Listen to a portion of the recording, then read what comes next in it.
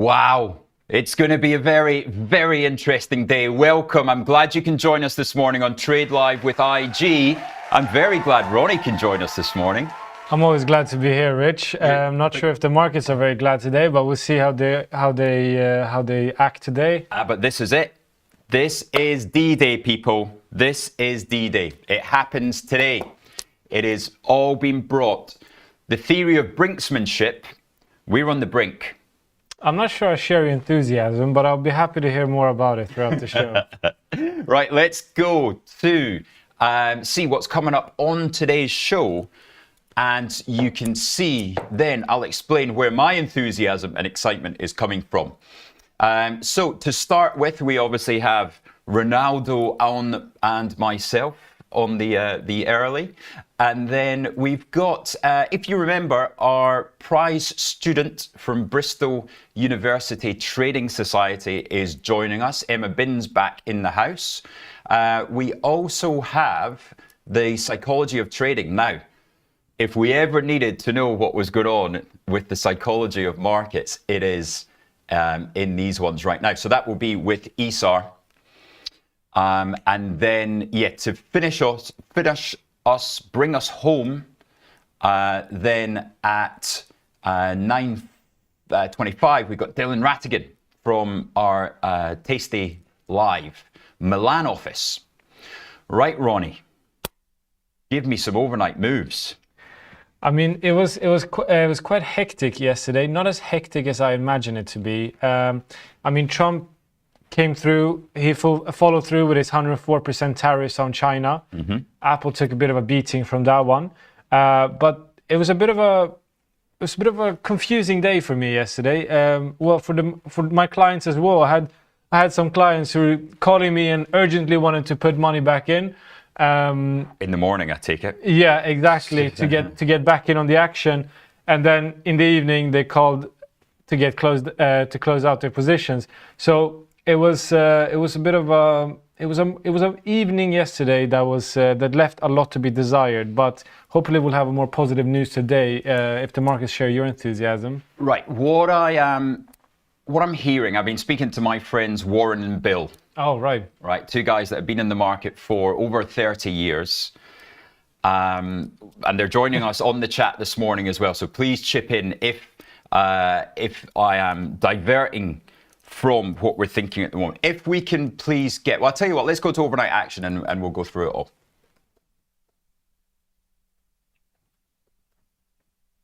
You weren't ready for that one, were you? Right, forget overnight action then, we'll stay on coming up. Let's get the this 10-year yield up, and let me explain what I think is happening. We've already got a video out on YouTube that I recorded at 6 a.m. this morning. Chart up, please, guys, on the US 10-year Treasury. This is where all the action is, right?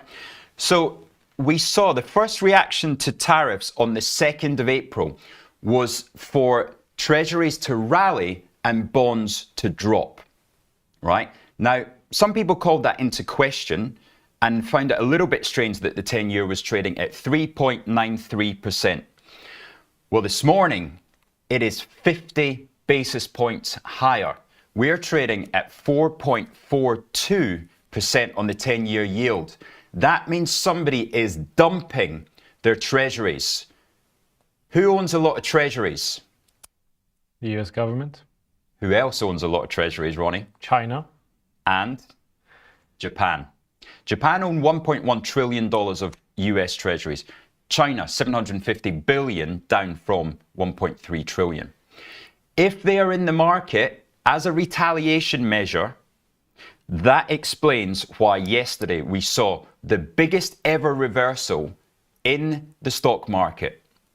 I mean, for me, when Boise brought up the 10-year US yield on the way up, that's something that's a bit concerning for me. When yields go up, especially not only the 10-year US yield, but also the 30-year US yields are going up quite significantly.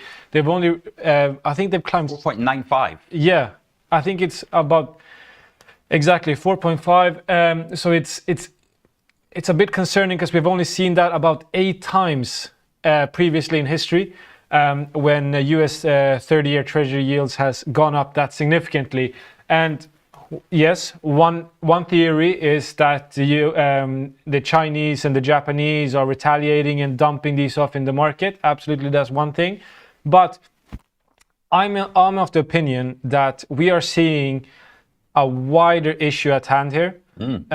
Like we talked about earlier last week or on Monday, how people are dumping profitable trades. People are dumping the secure assets just to get some cash on hand, whatever No, this that's not happening in the bond market, mate. This is the bond market is the biggest market in the world. It's the safest area in theory that you can ever. The risk-free rate, every single financial instrument is priced off this 10-year yield. And is the risk-free rate still risk-free?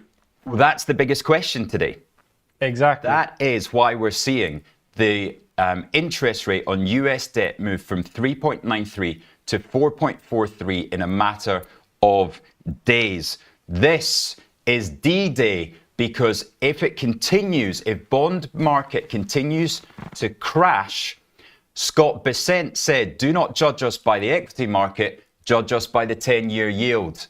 So they've gone for him. The bond vigilantes are in, and they are going to force Trump to concede today. Or is Jerome Powell going to do as the Bank of England did to Liz Truss and bail her out? Powell's been bullied by Trump as well. I don't believe any of those two people can be bullied. I don't believe Powell can be bullied. I don't believe Bessent can be bullied, nor do I believe that Trump can be bullied. Because I think Trump is the bully. Yeah, Trump is the bully, but Bessent is the bully by being associated. Yeah, but it's not. We're not gonna see them sort of going back on what they say. I don't think you have to. Markets are crashing. They don't care. They don't care. They're taking the medicine. Of course, they care about the bond market, Ronnie. They don't care about the equity market. Yeah, bond market they care about because that's the cost of financing their loans. However, you need to take the medicine sometimes. And I think Trump. No, you do not take the medicine on your $36 trillion of debt. If this bond yield hits 5% today on the 30-year, it is game over. Something has to happen. So what will happen? What will happen? The same as what happened in Liz Truss. This is Donald Trump's Liz Truss moment. Today, this very day, the Chinese are smashing the bond market. China. And it could be coordinated. Europe hold a hell of a lot of 10-year bonds. Everyone holds it. Everyone holds it. Exactly. So if you want the tariffs to stop, that is his weak point. The US consumer is not going to put up with 9% mortgage rates. No. The US consumer is dependent and addicted to debt. This is how you stop Trump. This is how you stop the bully. And are they gonna put up with a $2,000 iPhone as well? That's the question. Well, they don't have to if this stops. Now, of course, exactly. Look at what Funky Gibbon is saying. Rich, you're being too logical with these guys. They've gone against every logical process. Couldn't agree more. But this is before they've been punished. They don't care about the equity market. They cannot step away from a 5% bond yield and it collapsing by the hour. The US 10 years down 1% overnight. Do you realize how big a move that is in treasuries? It is massive. It is massive. I absolutely agree with you. So if that continues on the day, and once bond vigilantes have got their eyes on something, we know from Soros that they continue and they do not stop. Now, what can happen, as we say, not for a second do I think Trump is going to put his hand up and say, hey, I was wrong. I take it on the chin. Please, just... China. What will happen is either Navarro goes or Lutnick goes today, right? That's his way out. I would imagine you get either one or two things. By 3 p.m., 4 p.m. this afternoon, Trump will come out and he'll say, we've negotiated with Z. We've decided to put a 1-month delay on tariffs. And this is all my own opinion. We'll put a 1-month delay on tariffs. And Z and I are going to have a in-person meeting, a trade negotiations. And in the meantime, Lutnick's leaving the government. Navarro's leaving the government, whatever it is. That's option number one. Option number two, less likely, is the Federal Reserve steps in and starts to buy bonds in a QE move, similar to the Bank of England did. And that, my best guess would be that happens about 1:10. Yeah, I mean, quantitative easing, in my opinion, is probably the most realistic option for Powell to go. And I think that's as far as Powell will go to help Trump. But just on Jugger's question here, what happens when the EU enforces counter tariffs? Counter tariffs, in my opinion, from the EU is quite an interesting one, because what the EU are now talking about is enforcing tariffs on services. And that's something that would hit American sort of tech companies very, very hard. And look at Trump's inauguration. He doesn't care about this. He doesn't. That's not going to stop anything today. You don't think that Trump is going to take the sort of effect of American companies, America's biggest tech companies? They're the biggest companies in the world. Their success is America's success. If they start getting tariffed by the EU on services, that's going to take a bit of a beating on them, and that's going to drop down. That's a nothing story compared with what's going on in the bond market. It's not the biggest story. I agree with you, but just to follow up on my man Jugger here, it's going to have a big effect on the markets, especially the tech market, the Mag 7s. Oh, absolutely. Yeah, no, I'm not stepping away from that. I mean, what has the Mag 7 done in the last 24 hours, right? We've probably seen a collapse of 10, 12%. Yeah. Now, what happens? What is the trade, right? That's what we're all here for. We don't give financial advice. I am going to tell you what I have done, and you can see what I've done on screen. So this is the gold price, right? Now, last night when I spoke to my friends Warren and Bill, you can see it was 8:55 p.m. I made my first purchase of gold at 2,985. I've added to that 3 times this morning. As the screen goes off, I've added that to that 3 times this morning as gold started to rally. Because, of course, if we turn around and we get QE, then gold, I don't know what gold could do on the day, right? So we've seen it go through higher. 4 a.m. it passed through 3,000. At 6 a.m. we passed through 3,020. Now at 7:30 we're at 3,030. If we get QE from the Federal Reserve today, what is it? 3,150, 3,200? Who knows? More interestingly, if Trump backs down today, what is the S&P, Ronnie? If Trump backs down today and he says, what is that? You say he backs down, he says, you know what? We're taking it easy on the tariffs or 90 days pause or whatever.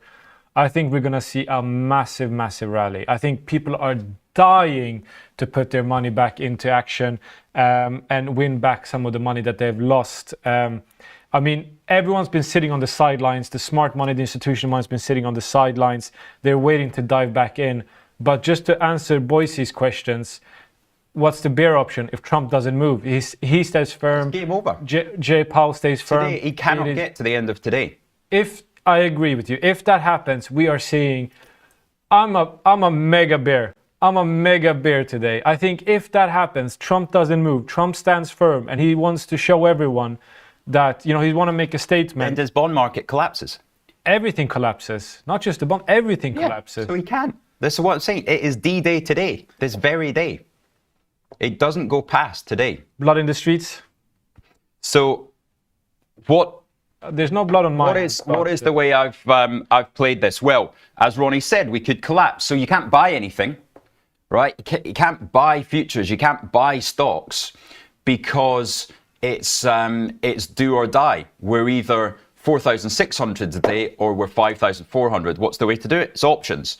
The daily expiry, screen up. I have managed to buy the 5,220 calls today for 3 ticks. That is 3 points. Mate, that is bullish. If we go, well, okay, so yesterday we were trading at 5,250 with no deal. If he steps back from tariffs today, why aren't we 5,400? You know what? This is irrational, but so are the markets. 3 ticks. So are the markets. So I don't 3 points. I don't dare That's to I don't 6 basis points. I don't dare to call you out on this because there is a likelihood that the market will actually just skyrocket. Like you said yesterday, there was nothing going on. There was no news, nothing. And no news is bad news in this scenario, yet the market rallied based on absolutely nothing. And today, if we get quantitative easing or anything of the similar, yes, but I wouldn't take that Then trade. what is it? What's the S&P tonight with QE and Trump stepping out? You're assuming. No, what is it? You're assuming. I'm saying, pretend it's happened. What's the S&P tonight? If we get quantitative easing and all of that, absolutely, 5,500. All right, so I'm up 280 points and I've spent 100 to 1 payoff, Ronnie. The S&P can move 1,000 points, easy. Nasdaq maybe. So 100 to 1 payoff. Points. Is that a good trade or not? It's a good trade, absolutely. But I'm saying the likelihood is fully dependent on the quantitative easing. What is it to 100? Is it 100 to 1? Rich, I'm with you, my friend. This is a good trade. No, the risk-reward ratio is good. Is it 100 to 1? That's the question. Yeah. That's what you're looking for in trades, right? Yeah. What's the risk to rewards? The risk is 3 points. The reward is 280. You know what, Rich? Time will tell. Well, absolutely. I will monitor your account tonight. As I get stopped out. As gold goes down 5% and I'm getting a margin call. Right, is there any other news this morning, Ronaldo? Oh, mate, this is the news. This is the news. Right, shall we have a look at what the futures markets have done then? We've had a good rally already. I tell you what, we have rallied about 70 points. Are people starting to realise that either today is a 50-50 chance on us being 4,600 or 5,400? S&P now down 1.4%. The FTSE down 2.4%. Oh, to go back to the 4:30 close last night. Or was it 4 p.m.? 4 p.m. we were trading at, well, no, because I shorted some FTSE at 7,915, and now we're 7.7. Okay. So what's your closeout level? We're basing now the assumption everything you says come to place. Lutnick gets sacked, quantitative easing, Powell pumps in $500 billion. Where's the S&P ending today? Well, that's got to be 5,400, doesn't it? Has to be, because it's better news than it was yesterday, logically thinking. There was no news yesterday, so if it comes out, then yeah, absolutely, I agree with you. But there's also the effect of we have some sort of mid-level here. We're not getting absolutely everything, but we can see some quantitative easing, some sort of... Yeah, let's get a poll up, Rich. Let's get the poll up. What... Let the people Jugger, exactly. Putting 300 quid on the line is, compared with the losses of the last few days, 300 to make 22,000. 300 is nothing for Rich. That's his monthly Greg spend. What's your gym membership per month? My gym group membership, the absolute most ghetto gym of them all, it's about 20 quid a month or something. Ask for your money back. Right, okay, good morning to you all. Sorry, we've been ranting on. Let's get a poll up there on the chat. Where do you think, or, well, two polls. What do you think's more likely? Trump walking back tariffs or Federal Reserve QE? What is more likely to save the bond market in its meltdown? Trump walking back tariffs or Fed QE? So I'm always the bear. No, I'm always the bull, right? I'm always very optimistic about the markets, buy the dip, etc., etc. I'm going to be the bear today.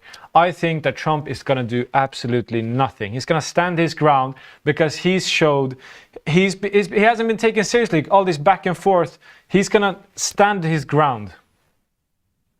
So does Powell step up? I don't think Powell steps in to save Trump. Not a chance. He doesn't save Trump. He doesn't save Trump, and he doesn't save the equity markets. Powell doesn't care about the equity markets. He's made it very clear that that's not his priority. It's not Alan Greenspan we're talking about. No, but he is concerned. His two goals are price stability and full employment, right? Yeah. But financial market stability is also in there. Absolutely. I mean, Main Street is a reflection of Wall Street. So we'll see what happens there. Personally, I am not optimistic. Right, who have we got on the chat this morning then? Jesse is joining us. Jesse, good morning. Long oil overnight, that's a painful one. That is a painful one. Wacky Wednesday indeed. Steve Davies noticing the little bounce off. What did we get to at the lows? 4,830, I think? If not. So it's already, yeah. Look, welcome to the world of 50 vol, right? These moves, you got to expect those kind of moves in a world of 50 vol because, you know, the derivatives guys are just throwing it around all over the place. Funky Gibbon, good morning to you. Parquet 77, Boise, we love you right back, Boise. Poppy, having hit 4.5% in Asia time. Oh, 4.5% on the 10-year. Oh, Shrimp Fred. Ronnie. Is that producer Fred, do you reckon? No, I don't think he's that creative. Arthur Foxhaig, very good point. What about the US dollar? Let's go into the currencies this morning. See where they are trading. Well, this is another sign for you. If the Japanese are pushing out those 10 years, if they are dumping some US bonds to just give a little warning signal, they would repatriate the money into yen and you would see US dollar yen down. What is it this morning? It's 144.80, down 1% on the day. That would point towards that there's something going on. The gold price points me towards something is going on. The 10-year Treasury definitely points, all the evidence is there as GB US dollar 60 basis points higher, stronger for longer. The mighty GBP pound. Liz Truss must be sitting back, watching and enjoying this. Perhaps she's on the phone to Donald Trump giving him some advice. I'm sure he is. Right. US dollar basket down about 70 basis points. What else is sticking out this morning? Iron ore, relatively stable, down 50. China. That's what we have to do. China. We've got to look at these Chinese markets because have they been stabilized potentially, Ronnie? What do you think? Absolutely not. No. China up since we last saw the US markets, they're down about 4%, I guess, and Chinese equities are up on the day. That came in around about 2 o'clock. A strong bid came in. I wonder who was buying Chinese equities last night to stabilize the market. Right, what's more likely? We've got our poll results, Ronnie. Take us through it. So, the Federal Reserve comes through with quantitative easing. 76% of you guys think that's most likely. And Trump steps back, 23% think that's more likely. So it's an overwhelming majority who believe in more rationality by the Fed rather than from the Trump administration. Okay, so let's then go to what does gold do? What does gold do on the day if we get QE? Or any time this week if we get QE?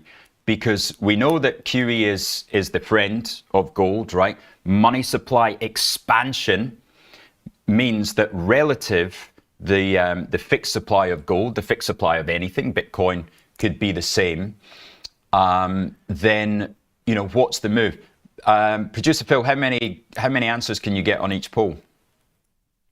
Okay, so down, up 1%, up 2%, up 3%, up more. Okay, but what about this, Rich? Just to play with the mind a little bit. Devil's advocate. Devil's advocate here. I only play with your mind, nothing else. Let's say My mother's watching. Whom I love very much.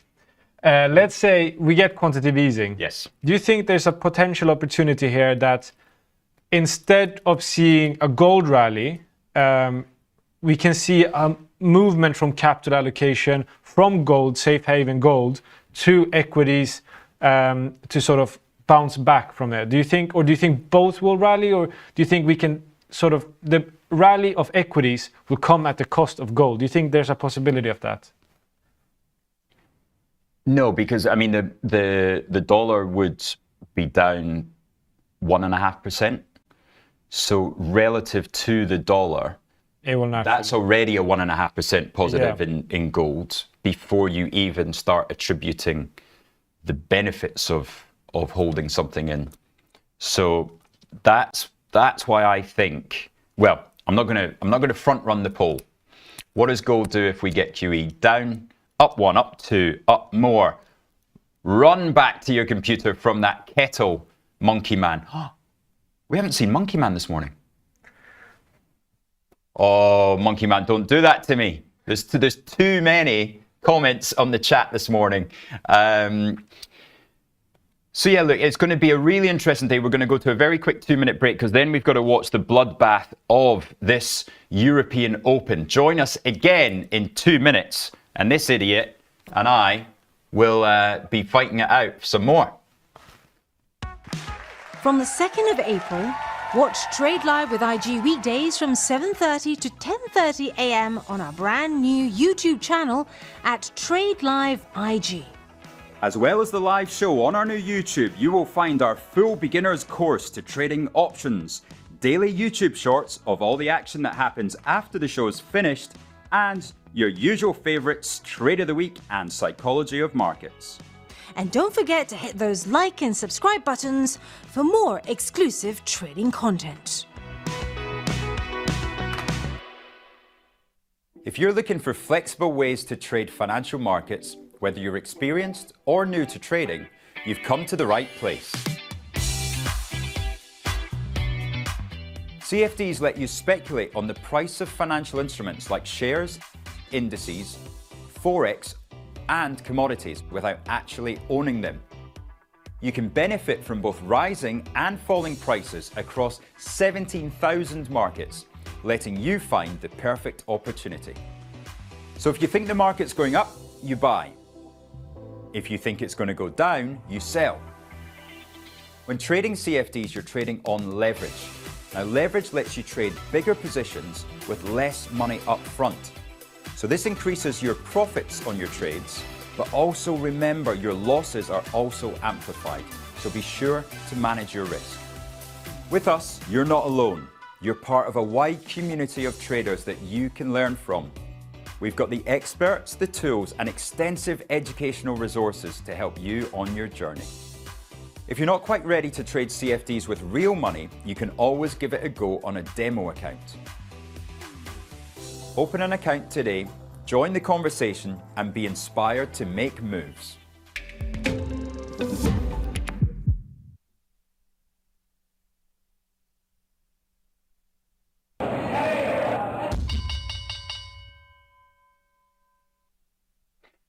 Right, just in Europe, we've got a slew of upgrades and downgrades to go through. So I'll try and get through this really quickly. Rio Tinto downgraded to equal weight from overweight at Morgan Stanley. They see BHP outperforming. Adidas upgraded to buy from hold at HSBC. Brave. Very brave. Kering cut to hold at Deutsche. LVMH price target cut to €580 at Deutsche Bank. Richemont cut to hold at Deutsche Bank. Deutsche Telekom price target raised by €1 at JP Morgan. ITV cut to sell at UBS. Cool, there's a lot of these. Rolls-Royce, for those of you in Rolls-Royce, raised to buy at Kepler Chevron. And then we've got Schroders cut to underweight. Schroders cut to underweight Morgan at Stanley. £2.80 price target. Right, Ronnie. What have we got? We've got. Do you see any big moves there? Ooh, what do we see? What do we see here? I think there's a lot of stuff. Andrew McKelvey, good idea on the GDP gold miner. I haven't traded that one before, but I know that you are a big fan of that. Let's see what some of these moves are going to be over 5%, I'm afraid. So we may well get a delayed opening on some of these. But let's see. BP. straight out down 3.5%. Oof, even further. What's going to happen with the airlines? They had a good day yesterday. Airlines is a tricky one, isn't it? Because oil has collapsed. So it has. So you've got some kind of, but let's get through it. Lloyd's traded 61.60 the other day, only 64.60 now. So people have learned, right? People aren't panicking out. People have already cut their risk a couple of days ago. So a little bit more sensible in the FTSE. And they're not alone. Their Barclays is down 4.6%. They're down at 241 levels. HSBC down 3.5%. Burberry down 4.5%. Now that makes sense. The other option that we did not mention this morning is a devaluation of the Chinese currency, right? Traded at 742 overnight. It's now pulled back to 738. A devaluation on the Chinese currency, not good for the miners, not good for luxuries. Beware in those if we continue to get more talk about that. Yeah, Rolls-Royce being pulled back, Glencore being pulled back 3.75, IAG down 3.20, Aston Martin down.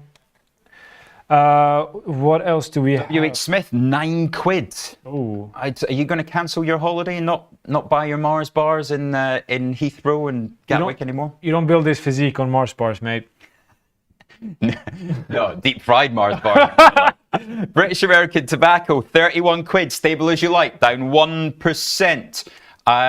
DAX futures, Jugger, what are you seeing there? DAX futures, they're going a bit higher. Are they down 2.8 now? S&P rallying 49.35. Right, is anything up? What do we think is up in the UK? No, not a chance. Nothing is up, mate. Vodafone, 64p. Sorry, I'm having some more of those. Very boring, I know. But Legal and General as well, down 2.4. £2.19. What is the yield now on Legal and General? It must be close to 10%.Maybe 20 by the end of the year. Oh dear. Step back from the computer, McDonald.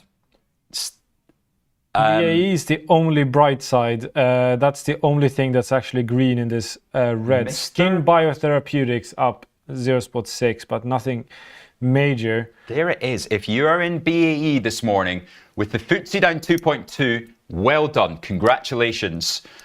I really hope that means there's not concerns about escalation in other ways. Sorry, I was just looking at the markets on absolutely everything. Oh, and that's a very defensive posture. Are you taking a bit of a hit on the demo account this morning, old chap? Pow! The demo account's been taking more than a hit. It's been taking a Mike Tyson beating. Well, he's bitten your ear off. Yeah. Right, about the only one biting your ear off. Antofagasta down 4%, 13.30. Trainline, what's that one? It's a wide spread there. But yeah, BP down 4%. That's hurting me. It's hurting Elliot more, though. Elliot, Shell is down as well. 5% of BP at £4, £4.10. Yeah, but they're taking a bit of a longer term view than that. Activist investors aren't looking for short term intraday. Oh no, I agreed, but I don't know. But they're working an uphill battle, absolutely. What's the oil price? Oil, is it down? Is it? How low can you go? 57. Don't you remember? I said it's going to go down to 55, mate. And it's at 57. Mm-hmm. You are a rock star. Well done. Short oil, long gold would have been a good trade. Poppy, thank you very much. Poppy, reminding us that Legals is full of corporate bonds. A lot of corporate bonds on their balance sheet. That's why they take the hit as rates go higher. And also, after the tariffs are announced, this spread on corporate bonds hasn't widened until levels we've seen in years. So people are getting more and more worried that the sort of junk bonds, corporate bonds, these are not going to be able to fulfill their debt obligations. And Legal and General will be standing there holding the bag. It's a bigger conversation than that. If we start to see high yield, some distress in high yield market, that we will, if a 10-year is going out to 4.5%, if a 30-year is going up to 5%, we're going to be getting distress in the high yield and junk market soon, and that is when things start to go wrong. Remember SVB, remember the regional banks.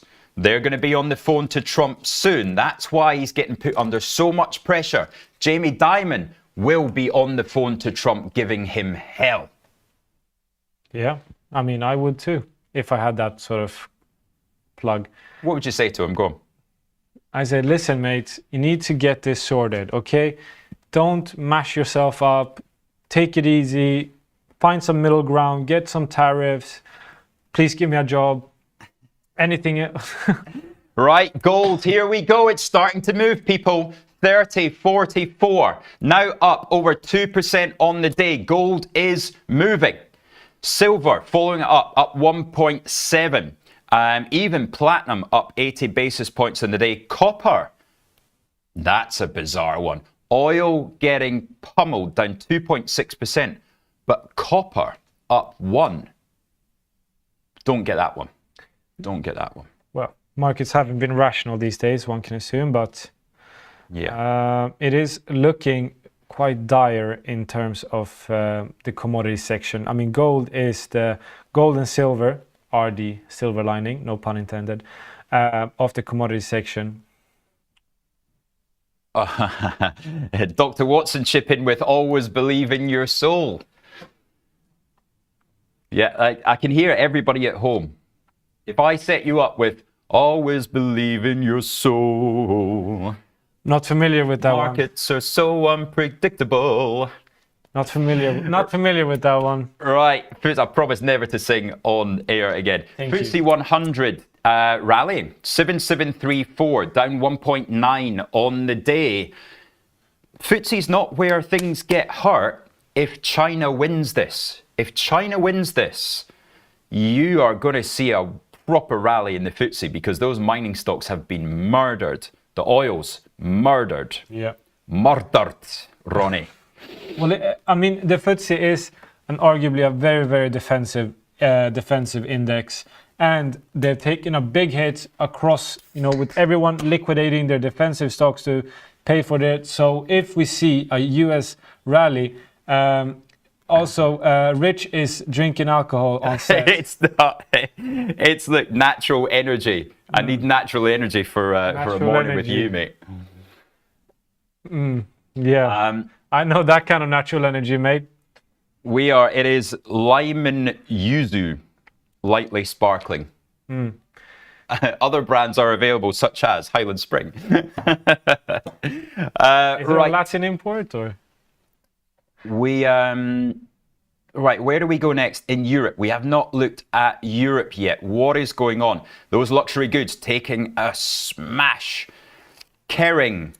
If you're looking for some cheap Gucci, down 4.8 this morning. Yeah, but Kering's been plummeting even before the tariffs. Shall we take a look at the old the chart of Kering and see how it's been? Right, daily chart of Kerching. Is this new lows for Kering? Oh, I'm not getting that one. There we go. So that's, yes, it is new. Well, no, Monday was the low, but we're certainly heading back down towards. What an absolute fall from grace for Gucci. That's what I mean. Kering is a stock that's been taking a beating for years. And as we hear Dr. Watson saying in the gallery, it's not all Gucci. Sorry about that one. It is. It certainly is not. Louis Vuitton, 500 euros. Is that lows for them as well? That's an attractive stock. Now, at that price level, that's attractive. I can see you in some Louis Vuitton, mate. I'm more of a fake Louis Vuitton, but course, still Louis.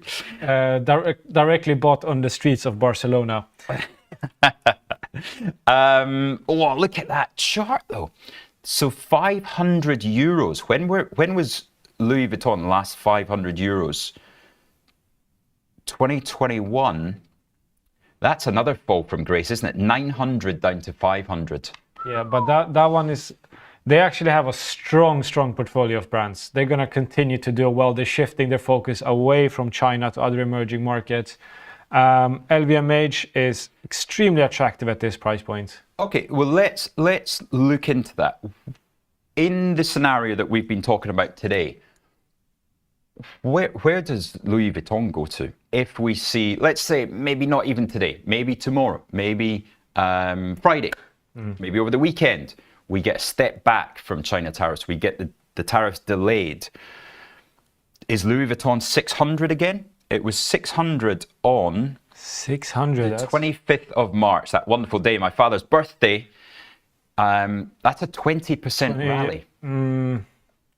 20% rally in a week in a luxury stock. It is already 500 euros. It's not a cheap stock, but I think it's. You know what? I'll take that. This is. I'll take when that. you start to see, especially in new ISA season, ISA's available on IG Invest, Where you get 4.5%. 4.5% interest as long as you have at least one holding that you can buy commission free. 4.5% interest if you stay in cash. That is an interesting one. Michael Taylor, welcome to the chat this morning. Mr. Midcaps in the UK is saying that Louis Vuitton has lost it. We see him, Michael Taylor, of course, shifting shares on TikTok and Instagram. Not often wearing Louis Vuitton, though, I've got to say, Mike. Question to Michael Taylor. What do you think of the F1 sponsorship? I think it looks very cool on the track, but... Who's F1 sponsorship? LVMH. Oh, right. They signed a 10-year, $1 billion F1 You know, that's sponsorship. usually the kiss of death. Credit Suisse on the side of the cars didn't end that well. Credit Suisse had bigger issues. Yeah, as soon as I left. Right, let's update you then. Has anything else poked its head above water? Remember, those waters were hurt yesterday in the market rally. So why are the waters down again today? Let's see if we can rank it into, oh my goodness, ITV down 8%. Oof. AstraZeneca down 4.5%.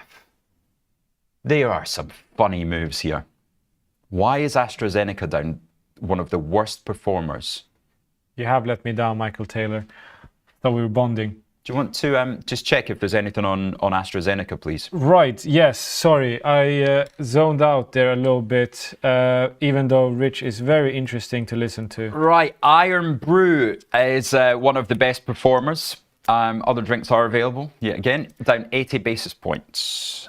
So, BT. don't see anything on AstraZeneca on the RNS. Last thing that we had was in the 4th of April, so nothing... So yeah, that's really interesting. I mean, it's one of the biggest weightings in the FTSE. So, you know, is it a technical thing? Is it, you know, are somebody selling the FTSE hard and there's buyers of other things, but not AstraZeneca? Who knows?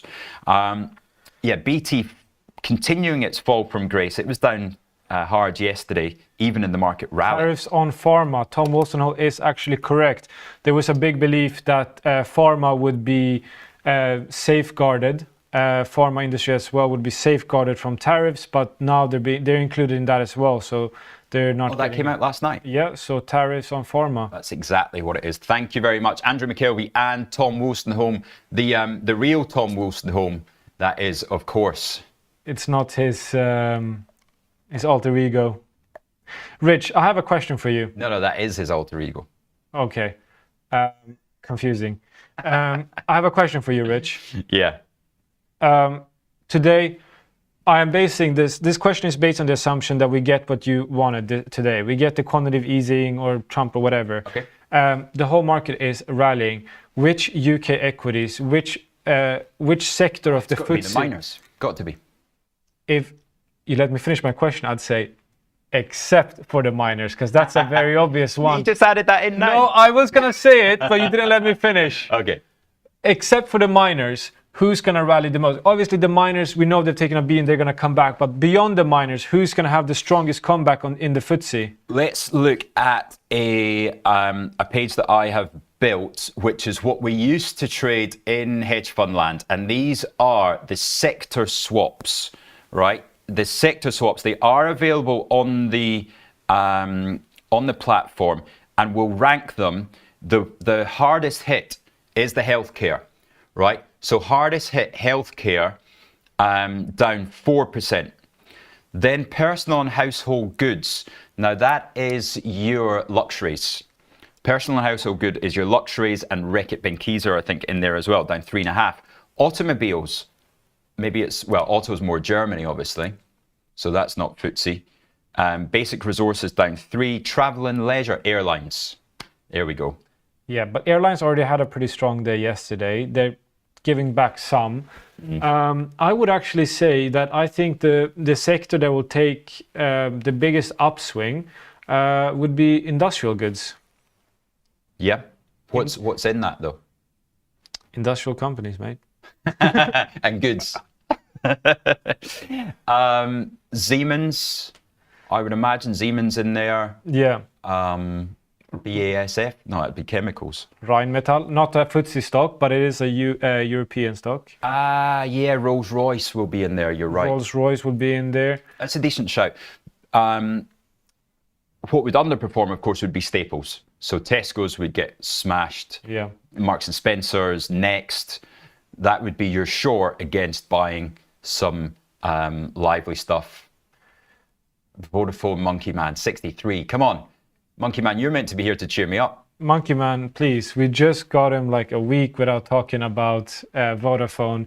It had to take a potential world tariff. They do have a lot of debt. It took a world tariff war They to get have a lot of debt. Vodafone out of his mind. Yeah. Right. Before we go to fast markets, can we just please ask you, as we do all these days now on our new YouTube, please give us the love hearts, give us the big thumbs up, and share with Ronnie's mum, with your family, share the love. And yeah, like and subscribe and all that stuff. Thank you very much. And Rich will give a tenner to everyone who subscribes. No, I tell you what, if the S&P finishes at 5,400 today, we're all going out for drinks. Hey! The drinks are on, Ronnie. What? We'll see you after the break. From the 2nd of April, watch Trade Live with IG weekdays from 7:30 to 10:30 a.m. on our brand new YouTube channel at Trade Live IG. As well as the live show on our new YouTube, you will find our full beginner's course to trading options, daily YouTube shorts of all the action that happens after the show is finished, and your usual favourites, Trade of the Week and Psychology of Markets. And don't forget to hit those like and subscribe buttons for more exclusive trading content. If you're looking for flexible ways to trade financial markets, whether you're experienced or new to trading, you've come to the right place. CFDs let you speculate on the price of financial instruments like shares, indices, forex, and commodities without actually owning them. You can benefit from both rising and falling prices across 17,000 markets, letting you find the perfect opportunity. So if you think the market's going up, you buy. If you think it's going to go down, you sell. When trading CFDs, you're trading on leverage. Now, leverage lets you trade bigger positions with less money up front. So this increases your profits on your trades, but also remember your losses are also amplified. So be sure to manage your risk. With us, you're not alone. You're part of a wide community of traders that you can learn from. We've got the experts, the tools, and extensive educational resources to help you on your journey. If you're not quite ready to trade CFDs with real money, you can always give it a go on a demo account. Open an account today, join the conversation, and be inspired to make moves.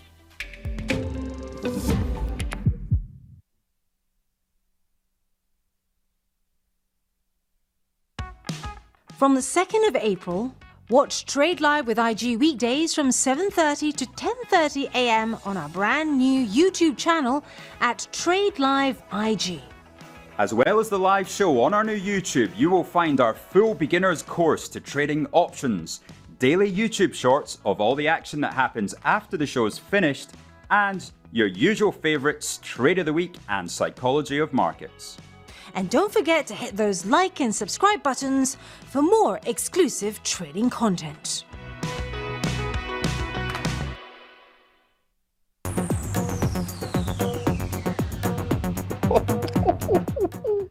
Hello and welcome back to Trade Live with IG. You are joined by me, Ronnie Agnig, and my extremely excited colleague, Rich McDonald, who is celebrating D-Day today. Celebrating the rally going on in front of our eyes, because if we go to the screen, it's not often I would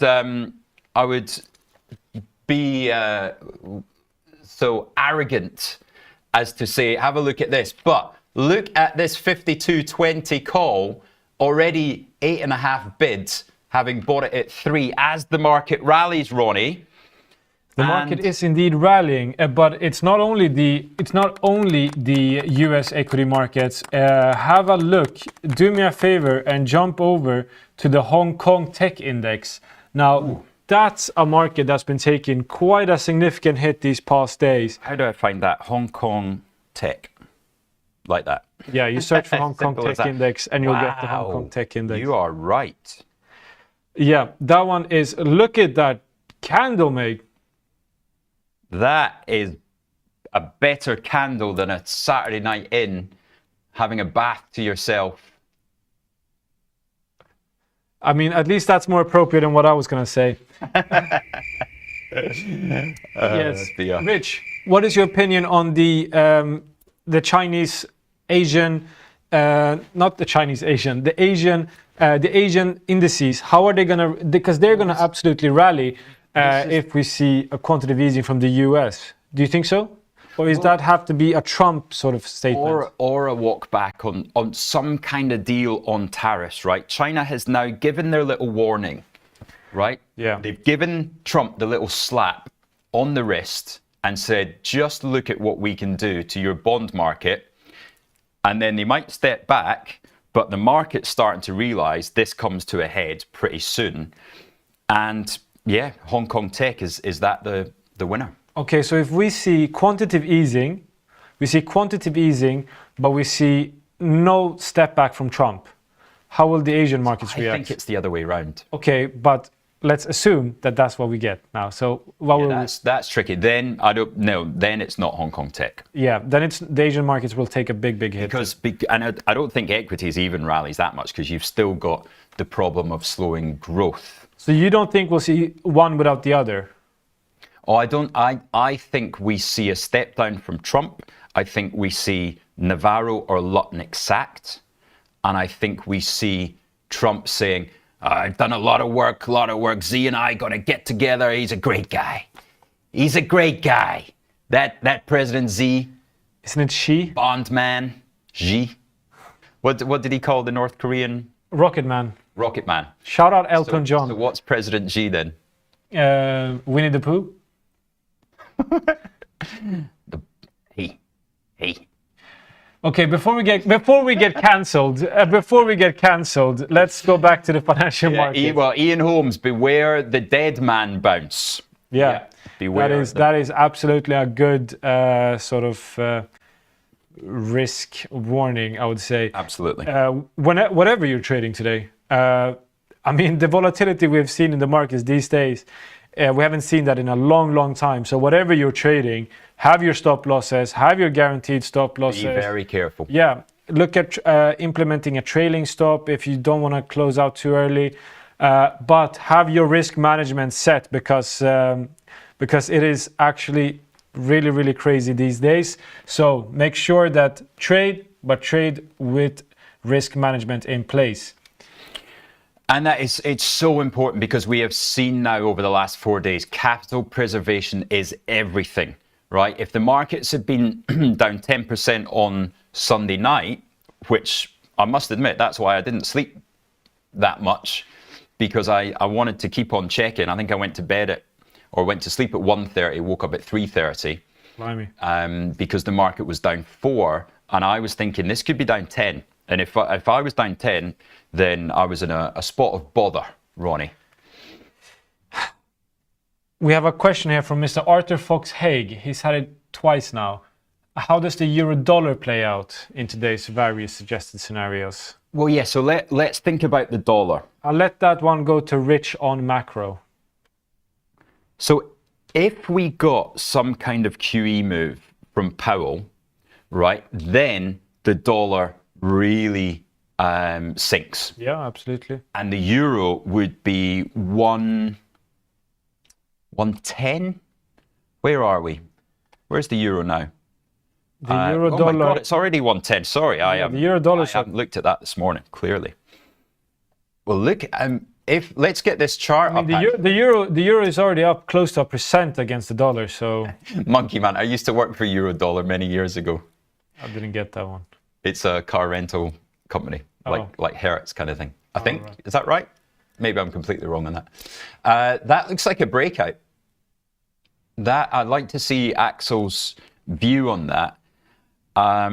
So if we get, look, I think if we got QE today, then the dollar would be down a further 1 to 1.5% over the next 2 sessions. So we would see a 112. That's an interesting point, Arthur Foxhaig. Is something like that the way to play this?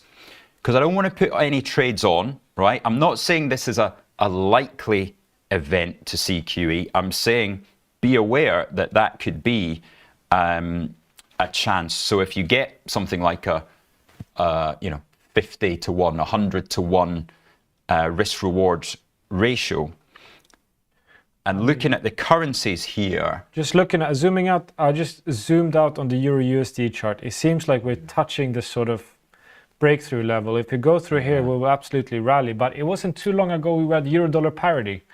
But Rich, it's not a 112.50, 111. Yeah, a 111 and a half to 112 and a half. You'd have to pay 30 cents. It's not really worth it. So that's scenario one, right? That would be a weaker dollar for QE. What if Trump walks back? What happens to the dollar then? I think we'll see a pretty big dollar hit, no? Think about this. So, if Trump walks back, sorry. If Trump walks back tariffs and does a deal with China. I thought you meant if we're going to see Trump sort of staying firm. Yes, if Trump walks back. Well, there's another poll for the day. I think that would be a positive news. If Trump walks back tariffs, does the dollar go higher or lower? I don't think my brain. There's too many variables in that one. Yeah, that's because you get risk on, which is negative dollar, only because risk. So repeating this for producer Phil. If Trump walks back tariffs, does the dollar go higher or lower? Now, in times of stress, money usually flows into the dollar. Yeah. So if we are less stressed, you'd think weaker dollar. That goes back to the question that we had earlier during the day. Is the US dollar still a safe haven quality asset? Is the risk-free rate still risk-free? If he walks back tariffs, yes. Yes, because then, well, that's an interesting question itself. What does the 10-year go to if he walks back? 4.1? Dollar goes down, says Monkey Man. Trump will not work back, that we are below to his ego, says Waka Waka, Time for Africa. I'm inclined to agree with him. I'm inclined to agree with Waka Waka. So 10-year 4.36, 2-year 3.75. That's I think we see 4.1 if we got some kind of. For the 10-year. Is Trump even losing face if he says today, "I've had a great call with Xi, we're putting the tariff on hold for a month"? No. Is that even a loss of face? No, it's not. That would be an absolute market rally, because we saw when we had the rumor of the 90-day pause, the market absolutely skyrocketed there for about 30 seconds before it came out that it was fake news.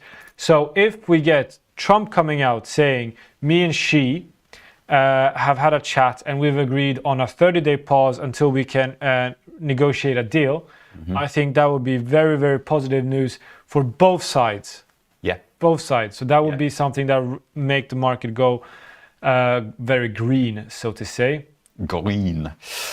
Oh, this is the great thing about markets, isn't it? This is why you're watching the show. This is why I wake up at 4:45 a.m. this morning, energized not by my mission energy drink, but by this. This is just real.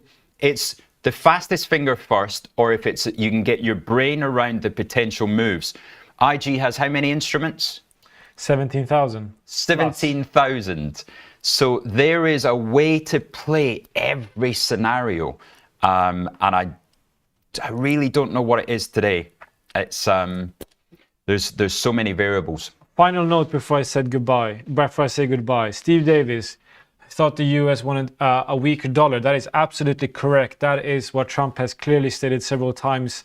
That the dollar is overvalued, and we've seen that it's a sort of offensive tool to use.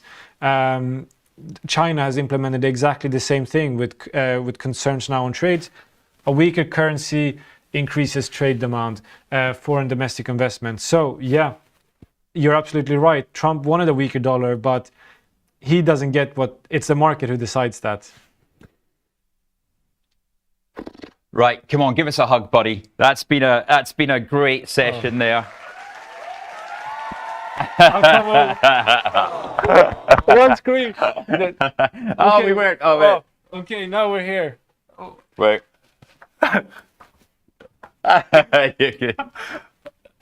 Forget about it. Right, good stuff. Guys, thank you very much for joining us for the market open. We've got Isar coming in now. What better way to have a special on market psychology and trading psychology, because wow, we need it today. Let's have a quick look at those poll results. If Trump walks back tariffs, does the dollar go higher or lower? 51 to 49. That's 31 people, and we are split right down the middle. That's what makes markets, Ronnie. It takes two to tango, my friend. Right, Isar joining us. Ronnie, thank you very much. That's been an absolute pleasure to have you in here this morning. I don't always say that, but today you've been on fire. Thank you, mate. See you after the break.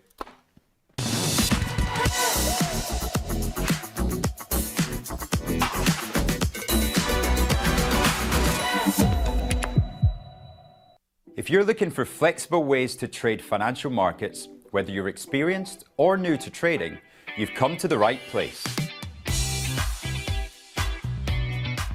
CFDs let you speculate on the price of financial instruments like shares, indices, forex, and commodities without actually owning them. You can benefit from both rising and falling prices across 17,000 markets, letting you find the perfect opportunity. So if you think the market's going up, you buy. If you think it's going to go down, you sell. When trading CFDs, you're trading on leverage. Now, leverage lets you trade bigger positions with less money up front. So this increases your profits on your trades, but also remember your losses are also amplified. So be sure to manage your risk. With us, you're not alone. You're part of a wide community of traders that you can learn from. We've got the experts, the tools, and extensive educational resources to help you on your journey. If you're not quite ready to trade CFDs with real money, you can always give it a go on a demo account. Open an account today, join the conversation, and be inspired to make moves.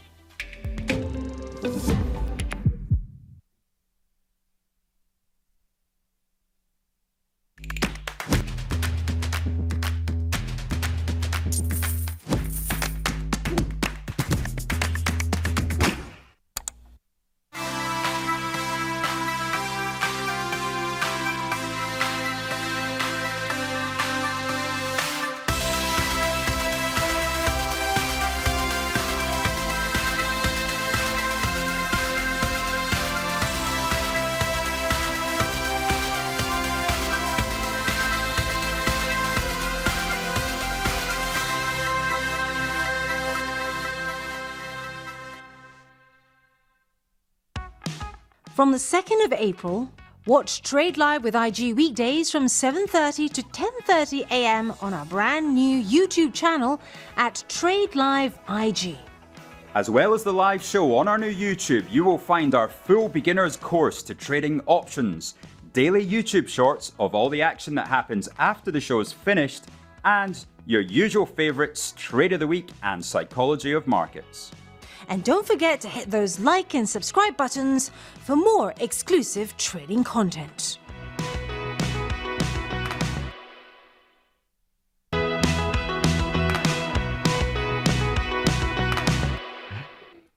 Right, good stuff. We have Isar joining us today. What better than to get the most intelligent man in the building in to break down what is going on? You always say this and I always feel aggressively trolled. What? Well, just wait until they get started on you. Take us through what you're seeing, Isar. Well, I think overnight we've had the actual tariffs coming in, and I think lots of people had still priced in a last minute reverse or pause. And so I think what we're seeing is just the reality of what was a bit of uncrystallized expectations being made into real expectations. And I think that's then being paired with what can only be described as a pretty aggressive sell-off of treasuries. I think people are speculating where that might be from. I think lots of people saying that they think China is maybe dumping treasuries. China's also been looking at stimulus potentially for their economy to kind of counteract some of the tariff measures. And so what we've basically got is stocks pricing in the actual implementation of the tariffs. They're also pricing in a higher yield on the treasuries and potentially kind of more aggressive action between China and the US going forward.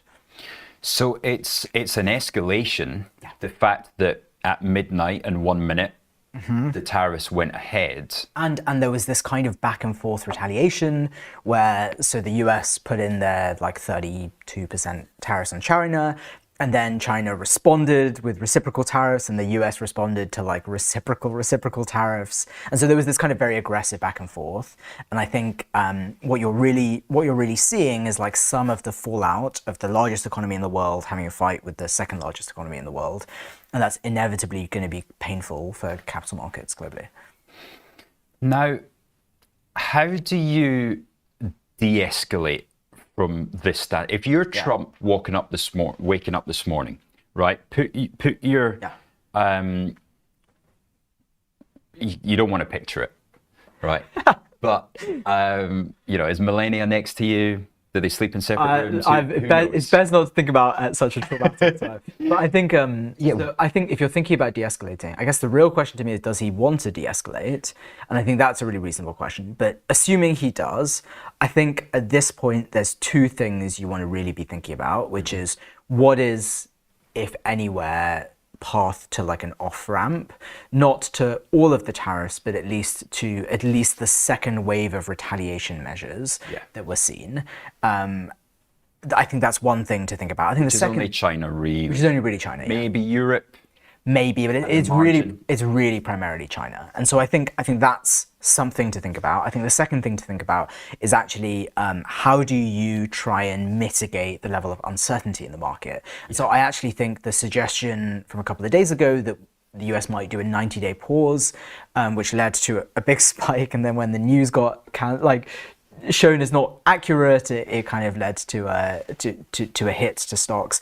I personally think that actually would be a real mistake, because I think at this stage, what markets really want is the ability to have clarity about what's going to happen in the short term. Right. And I actually think a lot of back and forth on the timing of the tariffs is only going to generate more uncertainty. Whereas I think what the market really wants is longer term stability. And so I think the best long-term stable option is to reverse some of these decisions. I think that's extremely unlikely at this stage, or at least not for a while until there are major concessions made. I think the second form of certainty that you can achieve is at least certainty that we see right now what's happening is how it's going to be, at least for the kind of short to medium term. And then I think what's worse than that is instability, where you have this kind of back and forth or by tweet. Yeah, exactly. And it's like people then worry about event risk, and people are constantly on edge. And I think implied volatility stays really high. I mean, we've got that right in front of us. We've got instability. You know, on the US close last night, watching Sosnoff and BAT. Yeah.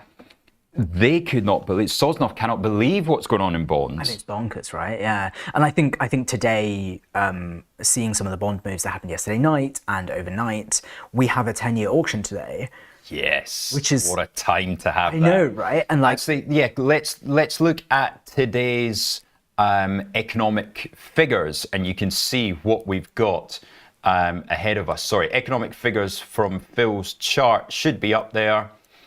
So it's just one of those days that ends up being like a really busy day. We have FOMC minutes, which now honestly just feel horribly out of date already. But like, if the Fed is talking about worries about inflation in those set of minutes, like, can't you imagine those worries are going to be worse now? And so I think that could be an event. You've got the 10-year auction, which could be an event. Now, what time is that at? Because that's the 10-year auction. Key it's today. Normally like quite late in the UK time. 6 p.m. Yeah, I think so. The FOMC minutes are 2 p.m. Here we go. New York time. Right, so 10-year note auction expected the last time was 4.31. Yeah. Right, 4.31. Which is What is it today? I think it's 4.5 plus, like pretty clearly. And then the question is how much plus? And I think that's pretty scary, right? Because if you're an investor, you're looking at the opportunity in bonds. You might have already been camped out in bonds for safety during this time, and actually you might be getting absolutely hammered on some of those positions. I think if you're not in bonds now, you're probably looking at bonds and you're like, wow, 4.5% looks pretty good. I wonder if I want to sell some stocks and buy into bonds a bit more. I'm definitely thinking about that for my personal portfolio. Right, so you still see the US 10-year as a place to hide rather than something like gold? So at the moment, I've been largely in cash, and Yeah. I'm trying to work out where are the good places. But why would you go into treasuries when potentially you've got that being weaponized? I think it's a really good question. I think the reality is that the US is, in my view, not going to default. I think you might see pressure, but you're unlikely to see a really material kind of like long-term. Because take us through the options that, you know, the nuclear option of US not paying China. Yeah, I mean, that's really bad. And then I think you're also coming up to the debt ceiling negotiation in... Oh, I didn't know that. Yeah, it's in, I think current projections of when they'll hit the debt ceiling is somewhere in May, maybe May, June, around that time. And that's going to be a really painful potential moment for negotiation, because what you had in the debt reconciliation bill that just went through, it passed on Democrat votes, and Chuck Schumer backed that bill, and has since received an enormous amount of pressure from his own side about why he chose to back that. And so I think going into the debt ceiling debacle, you might see like pressure from Congress on why would they lift the debt ceiling while kind of all of this carnage is going on. Especially if you've got nobody to buy your debt and you've already got 9 trillion, 10 trillion. Yeah, do you remember at the start of this year, we also looked at the debt maturity, and so much of it is skewed towards relatively short or medium term bills and notes, which is a pretty scary place to be, right? Like you want everything in your 30-year bonds so you don't have to worry about it, and you can like very thoughtfully manage the maturity timeline, but it's pretty scary. And so I think if we go to some of the psychology of trading stuff, because I'm conscious a little bit of time, like I think, was there anything you want to just ask a couple of questions there? Conscious that there are some great questions. When are the midterms? That's not even in Trump's mind yet, is it? No, I think it's a while away. He's still in his first 100 days, can you imagine? Yeah. Which is absolutely mad. Meaning we've got 500 days to go. Yeah, exactly. Yeah, exactly. And I think he is thinking about this as a 4-year term, not as a 2-year midterm, 2-year. The question will be, can he push through enough of his agenda before potentially risking losing the House? And so what that might mean is the 2 years is going to be even more painful to try and front load some of that so that he can see some of the benefit, or the Republicans can see some of the benefit by the end of the 4-year term, which is a pretty scary idea, I think, for markets. So I think that's how I'm thinking about midterms and the US political landscape more generally. If he has to deliver somebody's head on a plate for this, who is it? Oh, probably Lutnick. But I actually fundamentally think he likes tariffs. Like, I don't think, I think looking at the market go down, it's not like the first Trump term where that was treated as a barometer of like how the economy's doing. Bond market's different though. Bond markets are a bit different. I think the ability to refinance is really, really going to be key. And that's something that actually, like, you can see Besant really deeply cares about. And so I think some of the strategy, at least behind the scenes, the rumors are that they are literally targeting the 10-year to come down. And so actually, if you're seeing the 10-year going up, then that's the strategy not necessarily working, at least in the short term. But I do deeply think they just want to restructure and reorient the sector makeup of the US. We're getting a proper rally here, sir. Proper rally. In equities or in equities, yeah. 50-20 bid on the S&P 500 now. 14 bid on my daily calls. I've got to take a little bit off there. You took you bought dailies? Oh yeah, you were saying just before this, for 3 ticks, right? So I'm going to take 0.15 off, and I've also got the 5150 calls, which I paid 10, 30 bid. I mean, that's mad, isn't it? So let's take just one off there. Right. That's bonkers. Yeah, I think at the moment some of these moves are just so aggressively rapid. Do you think that's driven by a headline, or do you think that's just a kind of... I think that's the realization that today's so important. And it's a binary outcome. And when it's a binary outcome, and one is a very good decision, and one's a very poor decision, then... Yeah, and I think this is a good example of where, like, we spoke a couple of weeks ago with Ange on like the difference between ambiguity and uncertainty, and like actually a lot of the news that's happening right now is highly ambiguous. It's not just uncertain. And so uncertainty is easier to price because you can just say, well, okay, there's like a 70% chance of this thing and a 30% chance of this other thing. I can choose somewhere in the middle that I think has a good risk reward ratio. Ambiguity is really hard because what are the outcomes you're even putting probabilities on, right? Like, and how do you know what those numbers are going to be? It's a much higher order degree of uncertainty to kind of deal with. And so I think you're seeing the market, some of these quite aggressive moves are kind of coming from that. Right. We have about 10 minutes before we start to see, I did spot Arthur Fox-Higgs. Are you pleasantly surprised not to have your head served to you on a plate this morning? You know, that's certainly the way that risk was looking. And it was looking really bad yesterday evening, actually. Yeah, it was, wasn't it? And to be honest, I feel like hedging out a little bit just for. I'm going to sell £2 a point of S&P 500 just to give myself a little bit of something.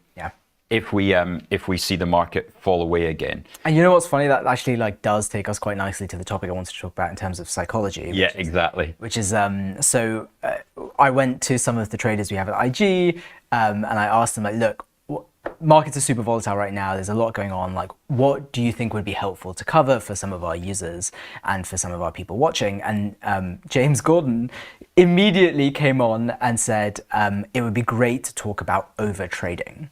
And I think this is something that we've covered kind of briefly in some of the previous segments, but we haven't spent a good amount of time of thinking about why overtrading might happen and what the impact of that is. And so I think when we're thinking about highly volatile periods, what you tend to see is that humans have something called an action bias, which is this idea that, like, when stuff is happening, you desperately want to react. You've got to react. You've got to respond, and doing something that is less active and more passive feels really wrong. It feels like, oh no, I'm not reacting to this information. Like the world is like, I'm shutting my eyes. And so the side effect of that is that you tend to trade a lot during volatile periods. And there's a lot of good and bad reasons why you might do that. There might be more opportunities that you see that you want to exploit. But at the same time, our body and our brain are actually pushing us to trade more. And it's pushing us to trade more for a few reasons. Number one, when you have highly volatile periods, what happens in periods of stress to your body, Rich? Acute stress. Heart rate. Heart rate, yeah. Yeah. Adrenaline. Yes. So what do you know what adrenaline is for and what it does to a human being? Well, fight or flight. It means I'm somebody's chasing me with a bear's chasing me. Yeah. So it's so adrenaline is it's what is largely thought of in psychology terms as a resource mobilization hormone. So essentially what is happening is your body is getting ready to mobilize resources to stuff that is going to help you, exactly like you say, fight or flight. And that involves having a bit of a, very practical things. Your vision goes from very, very wide to much narrower so that you can focus on the thing that's in front of you. Yeah, physically, like your field of view literally narrows. Wow. That's one thing that happens. Another thing that happens is blood starts circulating to your extremities, because when you want to run or when you want to fight, you want those parts of your body to be highly oxygenated. Okay. And so where is the blood coming from? It's coming from your brain. And so that then... Not ideal. Right, well, yeah, exactly. And so one of the things that results in is we trigger what psychologists sometimes call fast and frugal decision making, which is where your brain is ready to make decisions really quickly, but those decisions can be subject to bias. Okay. And so if you've got this kind of more a bias in your physical body towards action, and your brain is more subject to those biases, what you'll tend to see is that in more stressful periods, you will want to do stuff, and not doing stuff feels really bad. And I think people struggle to understand that actually not making a decision is a decision. Yeah, absolutely. And so the result of that is you tend to see lots of people trading at a higher frequency than they might even want to take advantage of new information in that high intensity trading environment. But also we've got to discuss what high vol does. Yeah. What does high volatility actually have an effect on whipping people in and out? Yeah. Because derivatives desks are chasing. For sure. And I think chasing is a very common side effect of this action bias, because when you're looking to do something, what do you tend to do? You tend to do one of three things. Is you tend to trim your winners, because you're scared and you want to do something to them. You tend to open up positions in assets that you don't typically trade in. And then the third thing is you tend to chase momentum and you kind of FOMO into positions because you don't want to miss out on opportunity. And part of the reason of why all of that is bad is actually because also people, this is something we spoke about last week, people underestimate the value of optionality when it comes to holding a bit of cash. And that's because the kinds of things you might do with that cash are hypothetical versus the trade in front of you is real. And it feels useful, it feels much more real, right? And it feels keeping the powder dry. Exactly, yeah. And so I think what you tend to see is that you tend to do a lot of momentum chasing, and that actually gets worse, especially if you're looking at very momentum driven markets like we have at the moment, or if you're looking at options where not only is realized vol going up, implied vol is going up, and then you might be buying options at a time where options are really expensive. Yeah. And that might be a painful decision. And so I think you tend to see in moments like this, a bit of a bias towards trading really, really high volumes. And that might not necessarily be unprofitable, because there's so many opportunities to exploit dislocations in the market right now, but it does tend to lead to worse quality decisions on a trade by trade basis. What about investing versus trading? Yeah. Is this a time to have your shopping list, and Rolls Royce at £5.50 is something that you should be? Yeah, I mean, now is a good time to be kind of greedy while others are fearful, right? And that's not true of all equities. Actually, if you look at some of the valuations you see, some of them are still pretty rich, but actually there are lots of them that are a really good price. And I'm trying to do a little bit of shopping to work out what are the names that honestly I've been looking to buy even at previous prices, but now are at kind of a 10 to 20% discount. Yeah. And so, but that decision-making process needs to be slow and deliberate and thoughtful. Not when the adrenaline is... Exactly, right? Yeah. And so then that's where a lot of the systems we normally talk about around trying to think about what your thesis is, or writing a trading journal, or talking to another human being about what some of the trades are, all of those actually only become more important in more intense volatile periods where the opportunity for investment is high and the risk with over trading is also high. Yeah. And so then you just have to really force yourself to try and be thoughtful and deliberate about what your approach is going to be.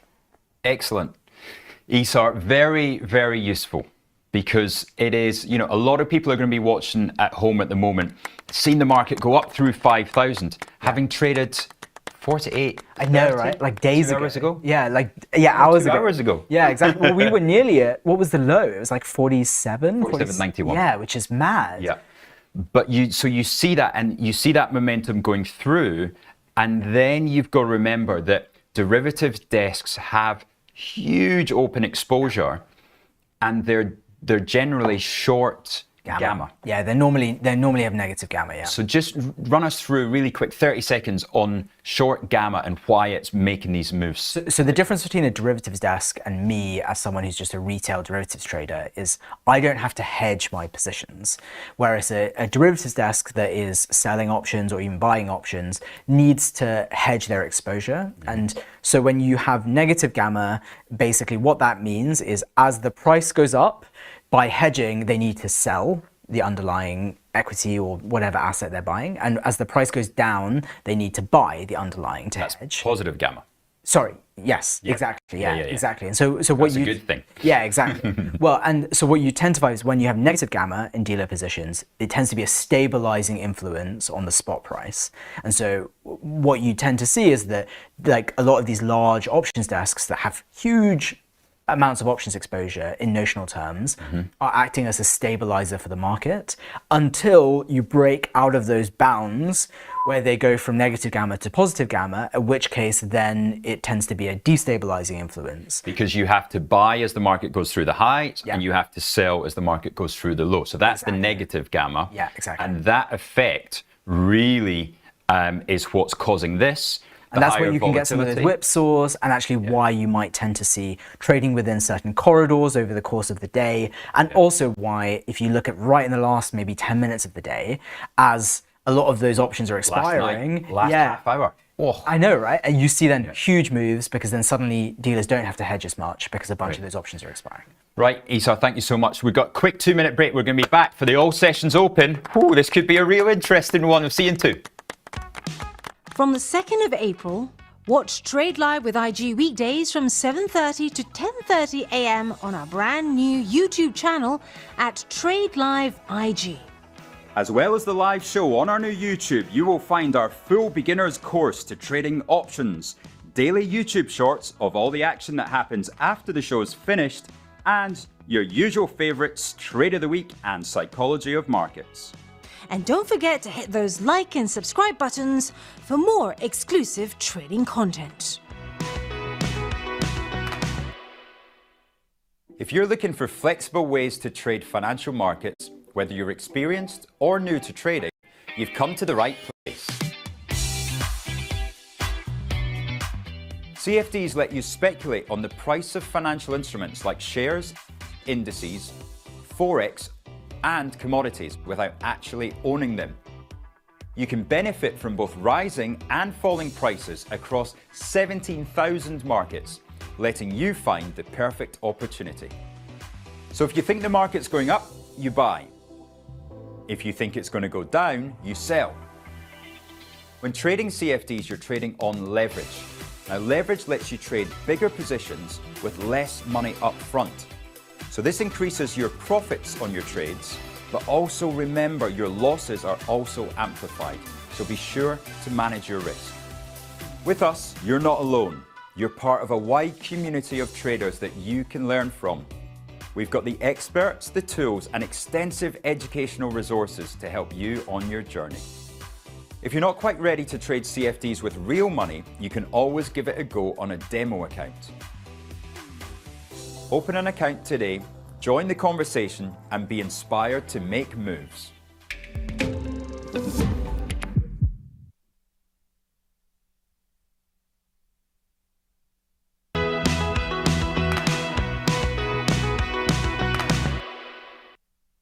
Right, we have Emma Binns in the house. Good morning, welcome back. Thank you very much for having me. Now, I said yesterday, I hope we get a bit of volatility. I didn't quite expect what we've got in front of us. So in 30 seconds, Emma, the US all sessions stocks prices are going to open, right? So the US market's going to start trading.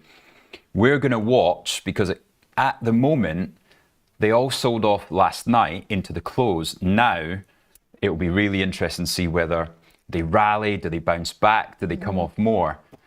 So we'll see it now. In about 2 seconds' time, the US markets are going to open up. Let's see what those prices are doing. First of all, we'll go through the beneficiaries.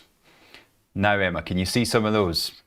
Yes, yeah, just about. Go on, run us through what you're seeing with the percentage change on the right-hand side. So Tesla at the top is changing about going up about 3.7%.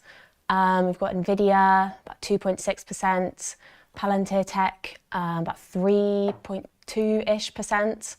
We're getting a bounce in Nike as well. Thank goodness for that. That's my longest position at this moment. Is it? Lucky you. Yeah, up 1.3. Shall we have a look at the negatives there? So, is there any negatives? Yes, of course there are. Lots of negatives today.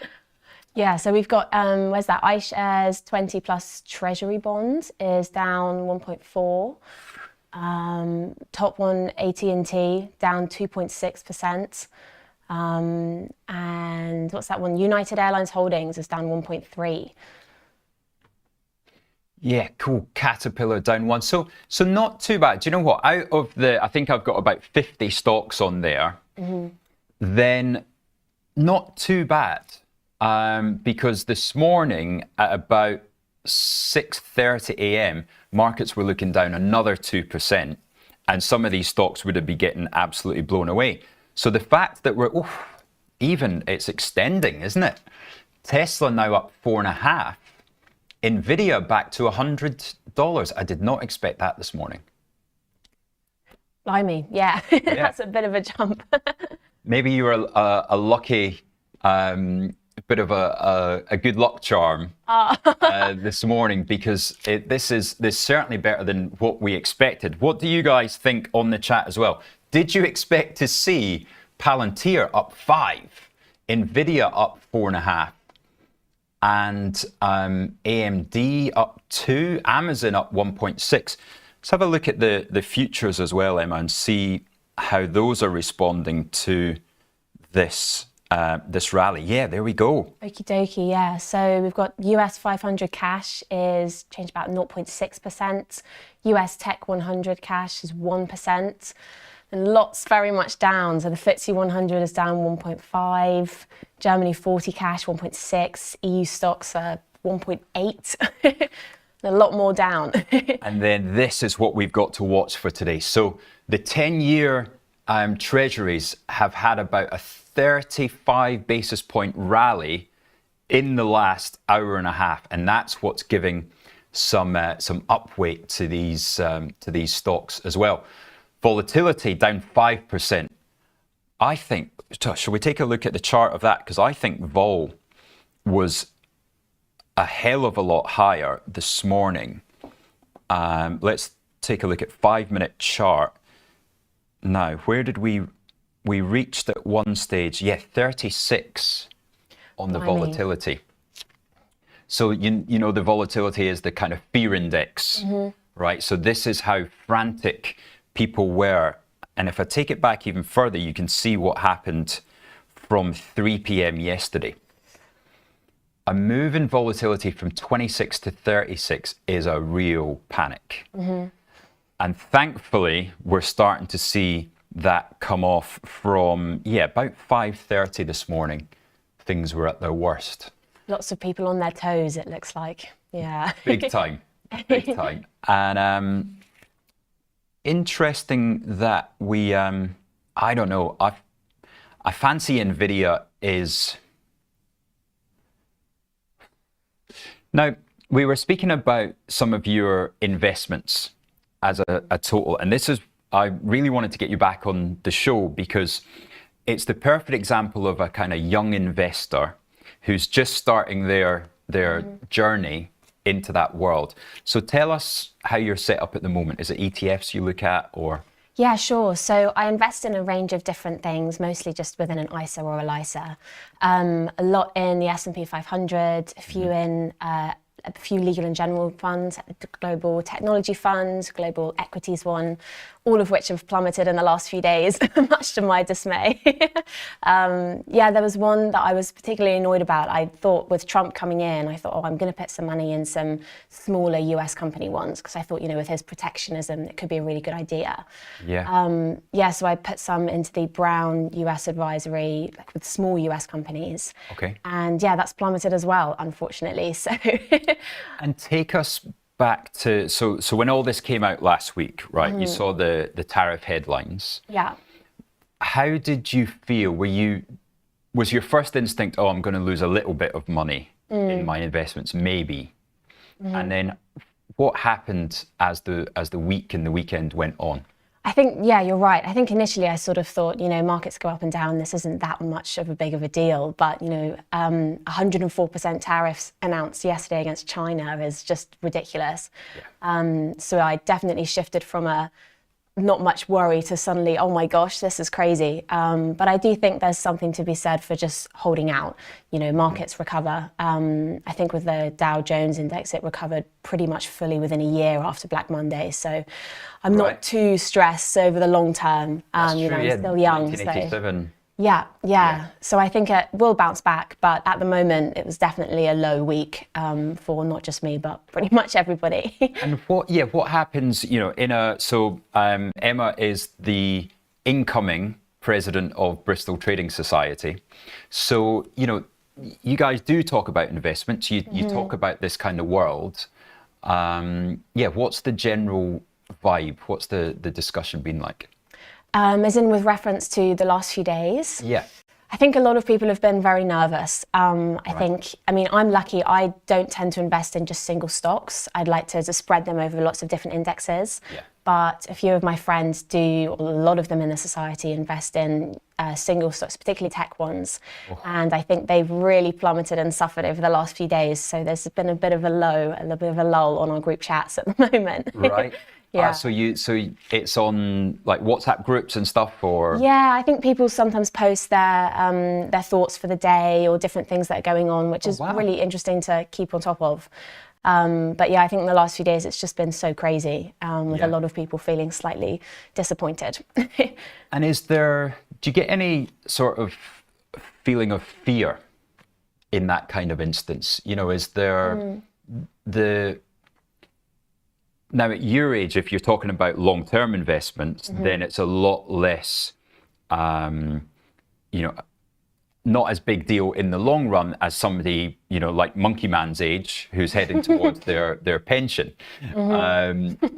But yeah, is there still some kind of fear? Because nobody likes losing money, right? But that can be expected. Markets go up and down. But when does that go over the edge into?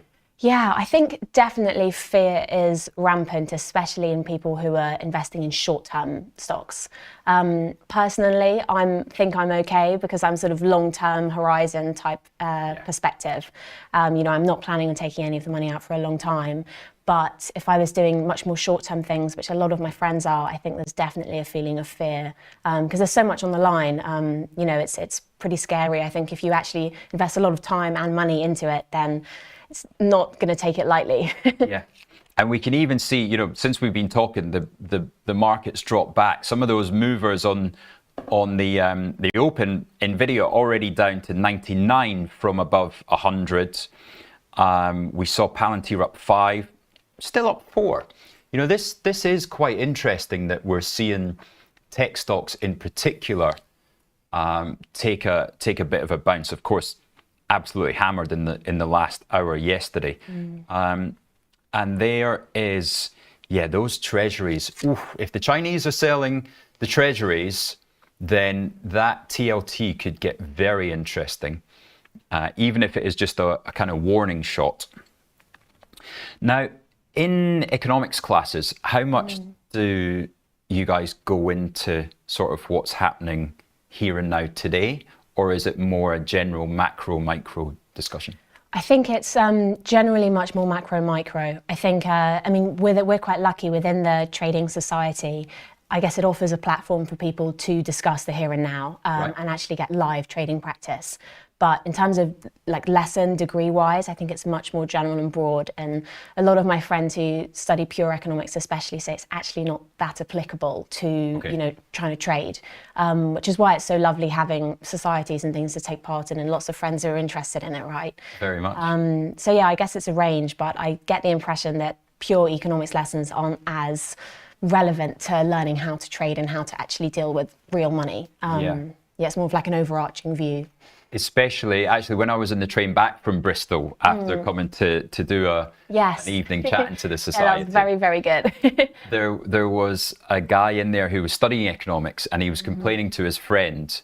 He said that the project at the moment is that he has to write an update on every tariff announcement that Trump was coming out with. Right. And of course, he was starting to do work on tweets and everything. It's impossible for journalists to keep up. It's impossible for people within the White House to keep up. You know, so this is the danger that markets are toing and froing so much. And we just had Isar on before you came in talking about the dangers of over trading. And, you know, it sounds like maybe some other members of the society would be able to take note. So we will get that cut up and we'll get that posted on YouTube today, because that's very good advice from Isar, what we were talking about there. Now, plans for your career-wise? Yeah, so I'm hoping to go into sales and trading. That's my plan this summer. I'm interning this summer. I, to be honest, would just love to do something where I get to talk to people and use my intelligence. I'm not really sure where that path will take me, but yeah, as long as I'm... TV presenter. Maybe time will tell. And we obviously won't mention where you're going, but have you had to do your desk choices yet? I'm mid-process now. Yeah, so I'm sort of deciding at the moment. I'm quite drawn to securitization solutions and potentially sales, also maybe some equities, cash sales. I'd like to get an overview of everything first before I actually decide, but I'm quite lucky where I'm going is they do a very broad rotation, so you get a huge breadth of experience. So I'm really grateful to have the opportunity to do as much as possible. Brilliant. And is it on a few different desks? Over the summer? So I think you get to choose 3 and you sort of spend a few weeks on each desk, and if they like you, then great. Right. So yeah, great if for... you don't, then... Yep, unlucky. Yeah. No, I'm really excited. I have a lot of energy to burn, so I'm excited to use that to my strengths, hopefully. That's the plan. Great. And the important thing as well, if there are any other students watching that are going into internships, going into grad, it's really important to try and work out which desk you think is hiring. Now that's hard to do, but a lot of our grads at Credit Suisse used to come in and they'd do their rotation, they'd be great at the rotation, but then the boss would just have to say, I'm really sorry, but we don't have the head count. So if there's any way you can kind of eke out that information as well, that's always useful before. Yeah, definitely. I think there's something to say for just talking to absolutely everybody that you possibly can. You don't know what doors are going to open, who you're going to meet, which desks are going to be hiring. So yeah, just chat and smile to everybody, I'd say. Dr. Watson in my ear just saying, Rich, how did you get your first break? Now look, I wasn't nearly as smart as you, Emma.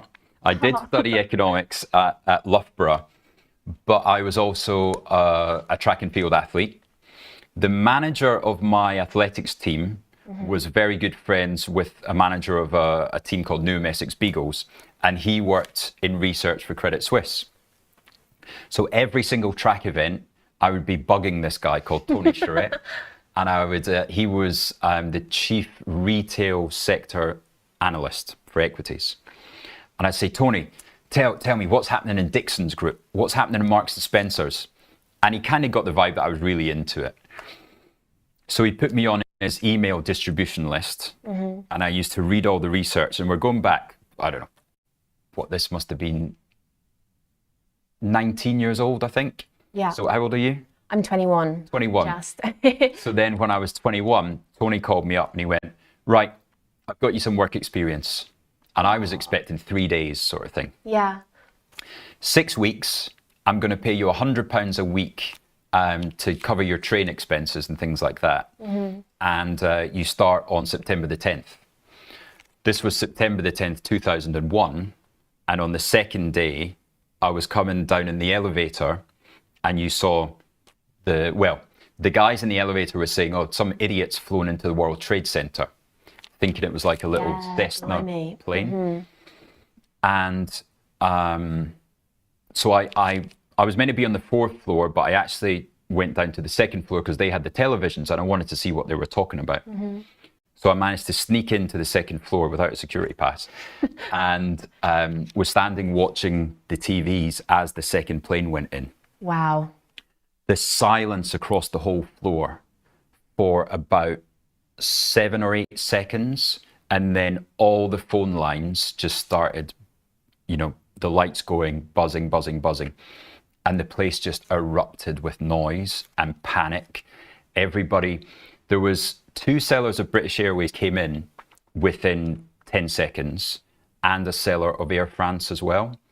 And the stocks were, you know, obviously going down aggressively, but clients just wanted out. So they kept on selling and selling. And the trader just said, right, no more effing airlines. And, you know, I watched it for 4 or 5 minutes, what was going on the trading floor. I went back up to the research floor, which is more like a library, and everybody was surrounded the television. There was one television on that floor. Everybody was watching it. And this was on your second day working? Second day wow. of work experience, not even like an internship, you know. Yeah. So yeah, I cried that evening. I did. I'm not surprised. What I ended up in. As you came back the next day. Well, yeah, and that was it. And probably about 3 weeks later, then 20% of the research floor was sacked. Wow. And that's what banks do. Banks just, they overhire in the good times and they cut back really aggressively. Obviously, everybody thought we were going into a recession. So, yeah, that was... So that was your first break. That was my first break. Wow. My very first compliance officer was a guy called Asif Butt. And Asif Butt, you know, took me aside in the last week and he said, okay, great, I hope you've enjoyed your work experience. Here's some forms to sign. Yeah, don't insider trade. Don't reveal any information private about the bank. Yeah, thanks very much for coming. 3 months later, front page headlines, compliance officer from Credit Suisse arrested for insider trading. He was at it the whole time. Oh my gosh. And that was the compliance officer. And you were taking notes from him. Yeah. Blimey. Yeah. So that was, quite the work experience. Right. Now, talking about experience, after the break, we have got coming up Dylan Ratigan. If there's one man that has seen everything in the markets as a previous newscaster on some of the biggest channels in America, he is joining us live from Milan. We'll be back in just over 2 minutes. I cannot wait to hear what Dylan has to say this morning. And Emma will be joining us.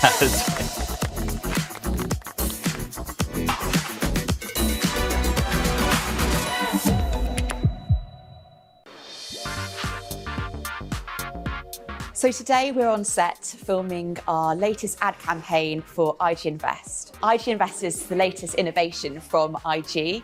It's aimed at those who are interested in investing or maybe have a bit of knowledge but want to become more experienced. And what we've done is created a really beautiful, easy to use app, and now we've got to publicise it, and that's what we're doing today and trying to capture. So we worked on this ad campaign with Otherway, who are our creative agency.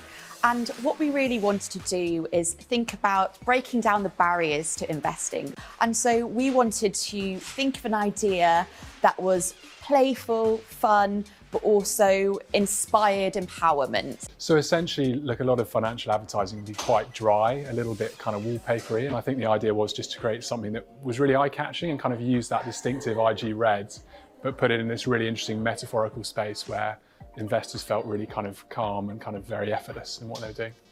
So my work is colorful, it's poppy, it's quite surreal. And I think this is one of the projects that is a perfect match. It's really nice to have a company that's very brave in their approach. And I think as a creative, as a potential target audience of the whole thing, I think it's going to work very well. There were too many people to name who've worked on this project. You know, at IG, it's really important that we move at pace whilst delivering really high quality work. So we've had to have the best brains in the business on this one, and we really hope that you like the result. It's been a real pleasure working with IG. I think ultimately as a brand, they're really keen to push things and kind of take the financial kind of advertising space somewhere slightly more interesting. So it's been a real joy for us to work with them and help them kind of get there on their journey.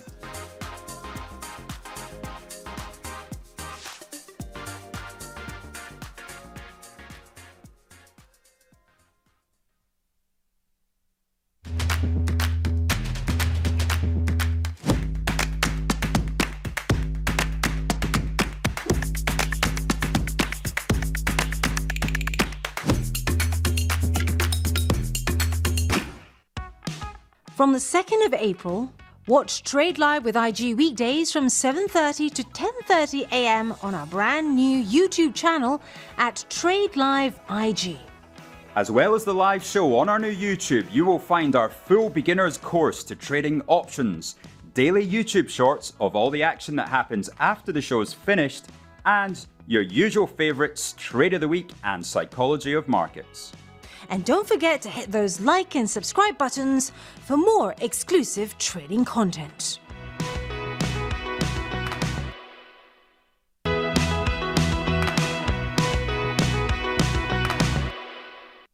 Right, guys, welcome back. Now, if there's anybody that we say have trading experience, it is this man, Dylan Ratigan. It is an absolute pleasure. It's the first time we've ever been on air together. Welcome. Rich, it's a real pleasure again. I'm just so excited to become a cousin, a friendly cousin of the London crew. Hopefully we'll be doing more of this. So it's a real pleasure for me to see you for the first time like this, and hopefully in person soon. Absolutely. And we'll come to that because Sosnoff is coming to Milan, which we'll give you all the details, excuse me, at the end of the show.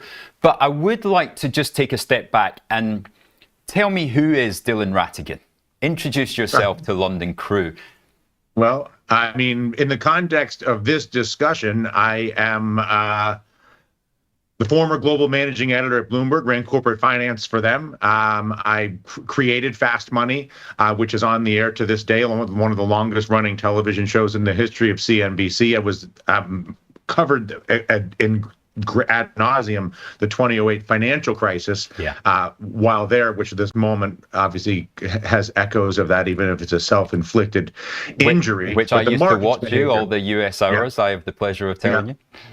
Yeah, and then I you know, the most fun was when I was a morning anchor at Bloomberg Television in the late 90s and early 2000s.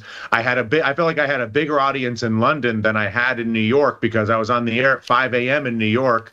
But no one would ever stop me on the street. No one would ever say no one.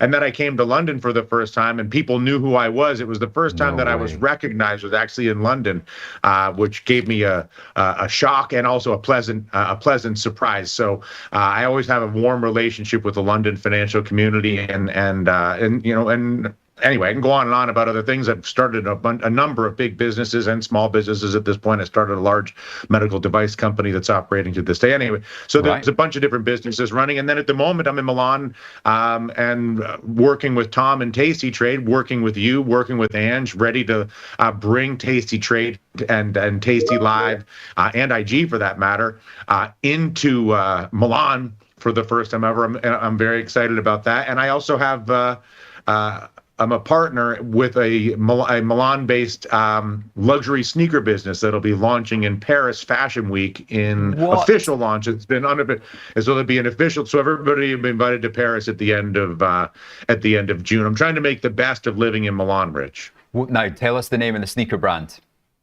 Oh, Euphoria Sneakers. Euphoria Sneakers. Love it. Euphoria, Euforia. It's the Italian spelling. I'm the only American in a crowd of Italians. So.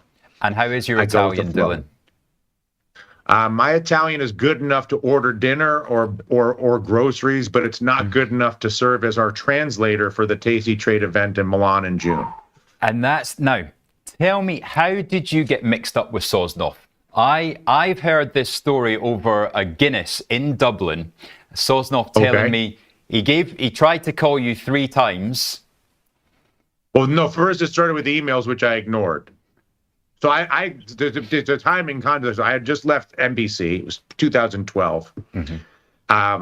So I've been through Fast Money, and then I did a couple years at MSNBC arguing about the financial crisis and realized it was a waste of my life and left.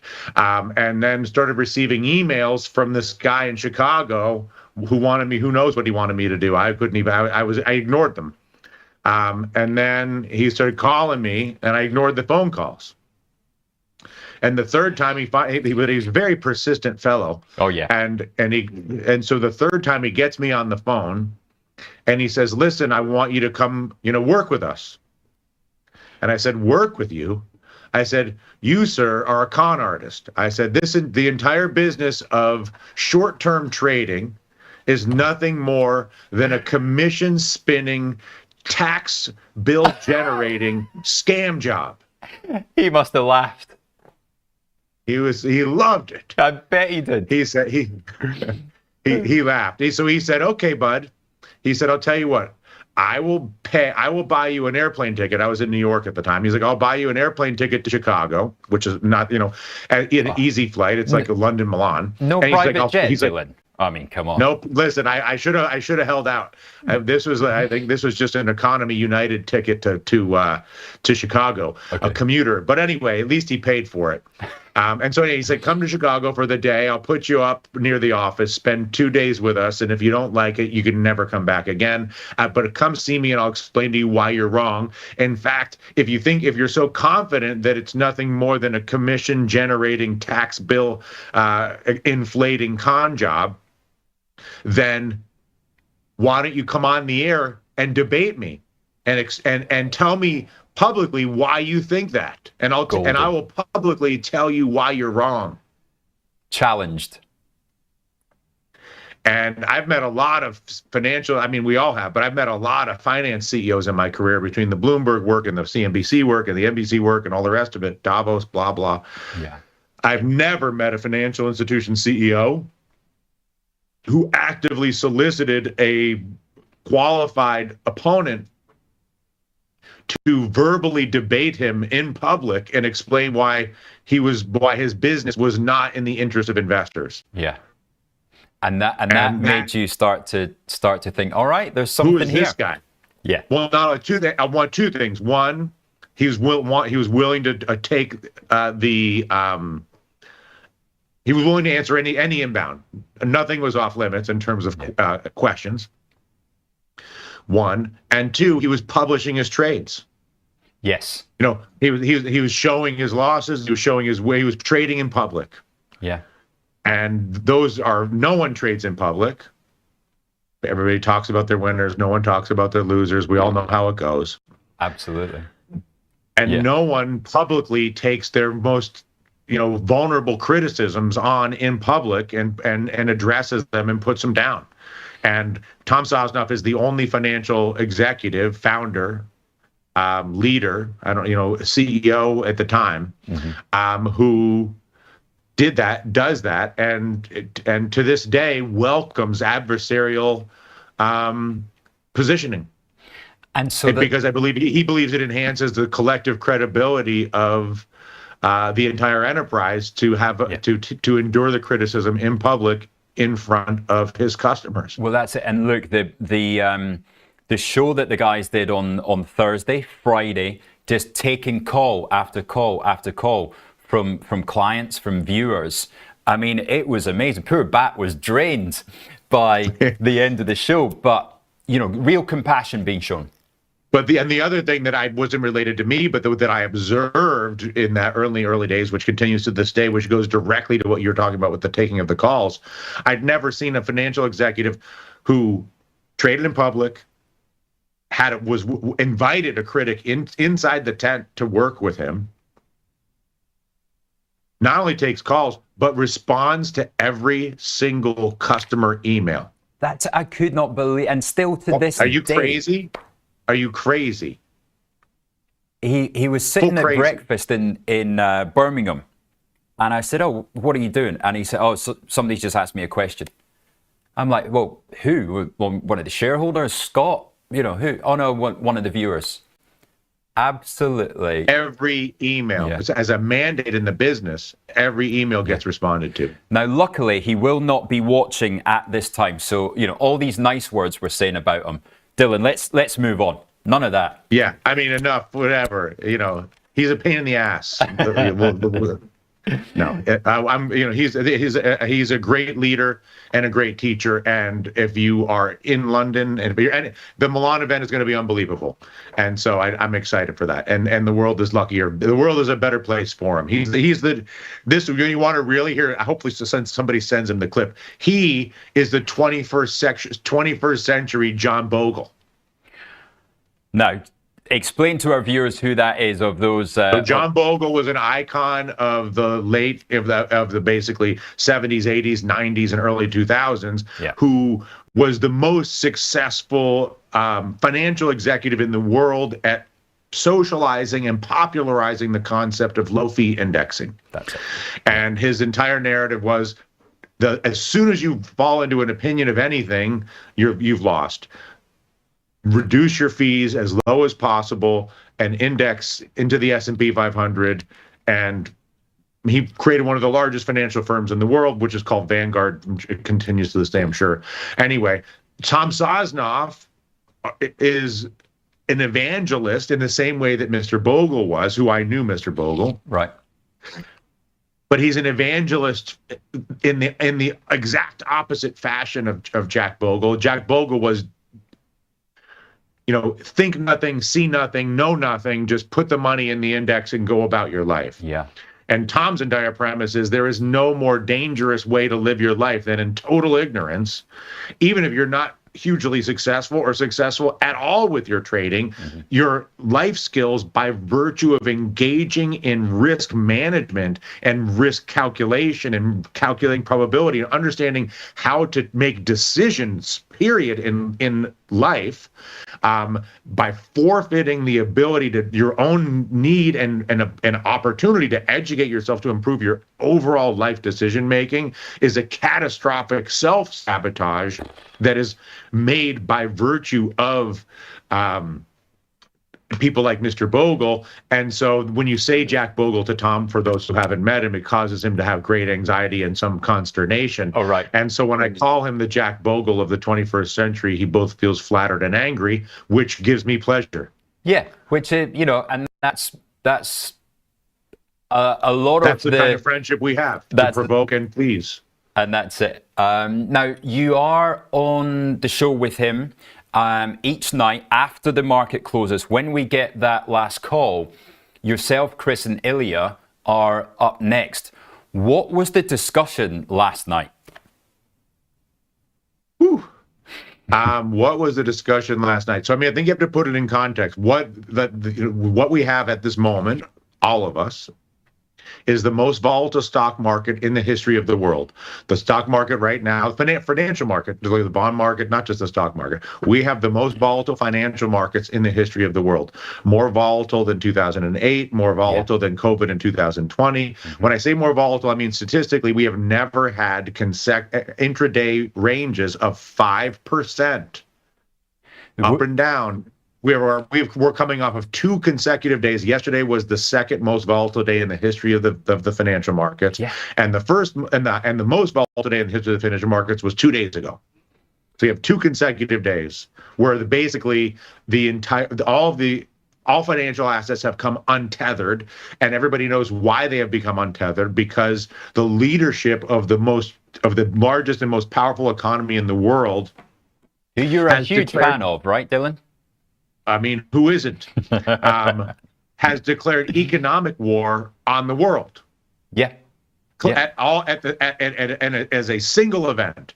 It is an economic world war that was declared by the American president and with the support of the Republican Party of the United States. So it's not just the president. I do not believe, I'm certain, I know it doesn't have the majority of the American people do not support an economic world war. That is a statistical fact. Understand that most people don't vote in America. because they believe the American political system is broken. And so only 20% of the American voters voted for these people, just so you have a context. Dylan, do you think the Chinese and or the Japanese are now weaponizing treasuries?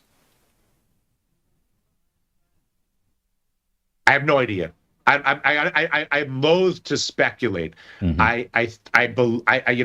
can't rule it out. The issue with playing with the dollar and treasuries, in other words, maybe there's a weaponization, or maybe it's large financial institutions that are just in a bad leverage position that are just getting blown to pieces. I would say that one, or more likely a number of large financial institutions that are getting obliterated is a more likely explanation. Than a policy decision, only because it is a self-inflicted injury for them as well. It doesn't help anybody. It doesn't help the Chinese or the Japanese to make the treasury market more untethered, or to make the US dollar more untethered. It doesn't help anybody to damage the US dollar. Nobody. Because it is the global reserve currency, is the global currency of all transactions around trade. And while this may propel a desire to not have that be the case in the future, at the moment it is the case. And so making a policy decision to injure the currency or the US Treasury, but just enough to give him a little warning sign. Look, this is what we can do. Maybe. So I was thinking about it this morning. I was like, okay, what? Because I'm obviously based here in Milan. I have a number of relationships, business relationships, both small, medium, and big businesses here in Europe, and relationships with at least visibility to business leaders in Japan, in Shanghai. I don't know anybody in Seoul, but through the people in Shanghai.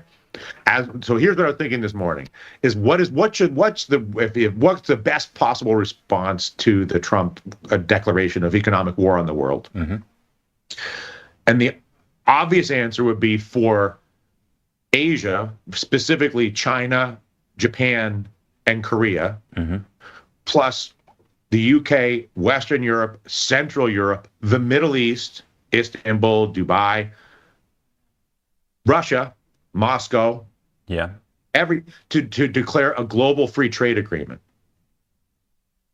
Wow, right. God, let that sink into my Scottish brain for a second, because suddenly you open up, you reopen everybody's globalization. Trade with everybody but you. Global free trade ex-USA. But you don't have to do it. What about the threat of it?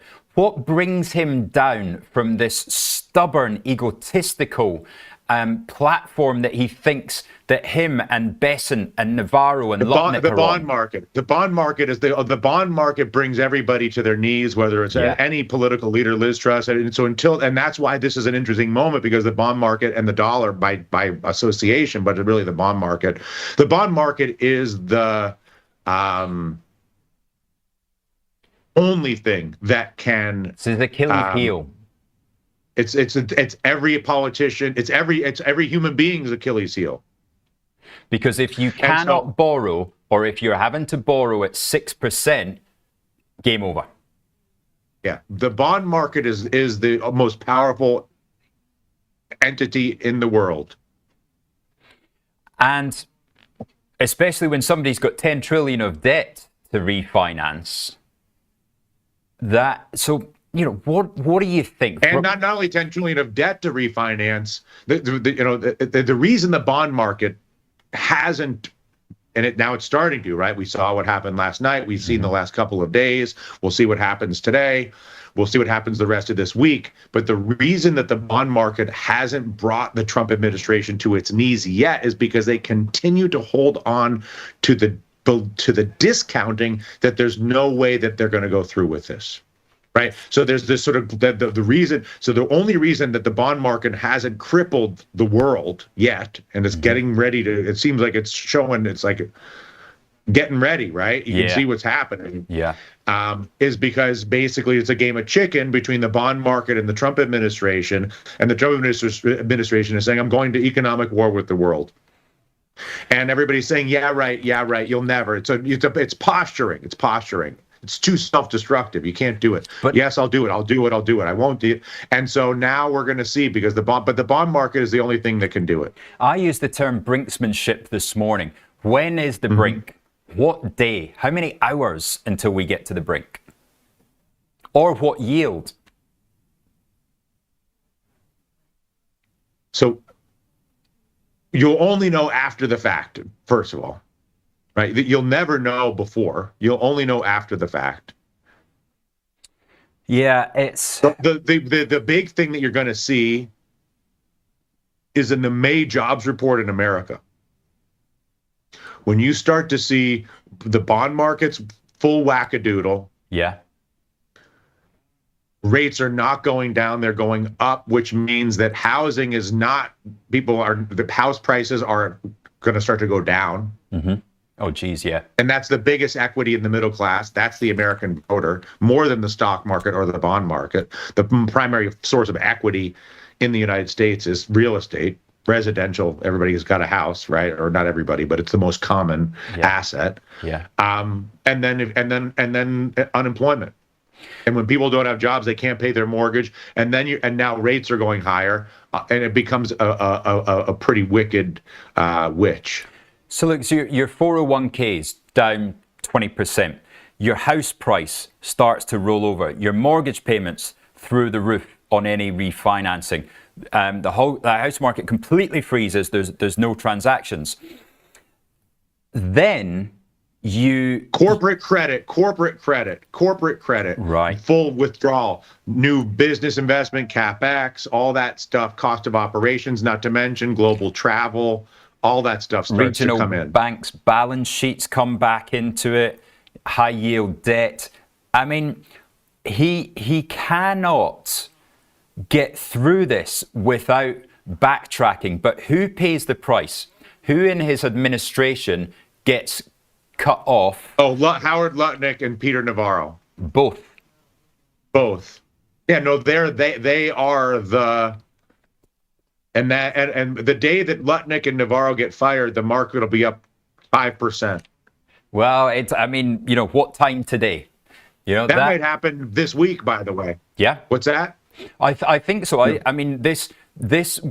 think we're getting to that point of the brink, and you just get a little bit more bond vigilantism, and we get up to a 4.6, 4.7 10-year, and one of them's gone.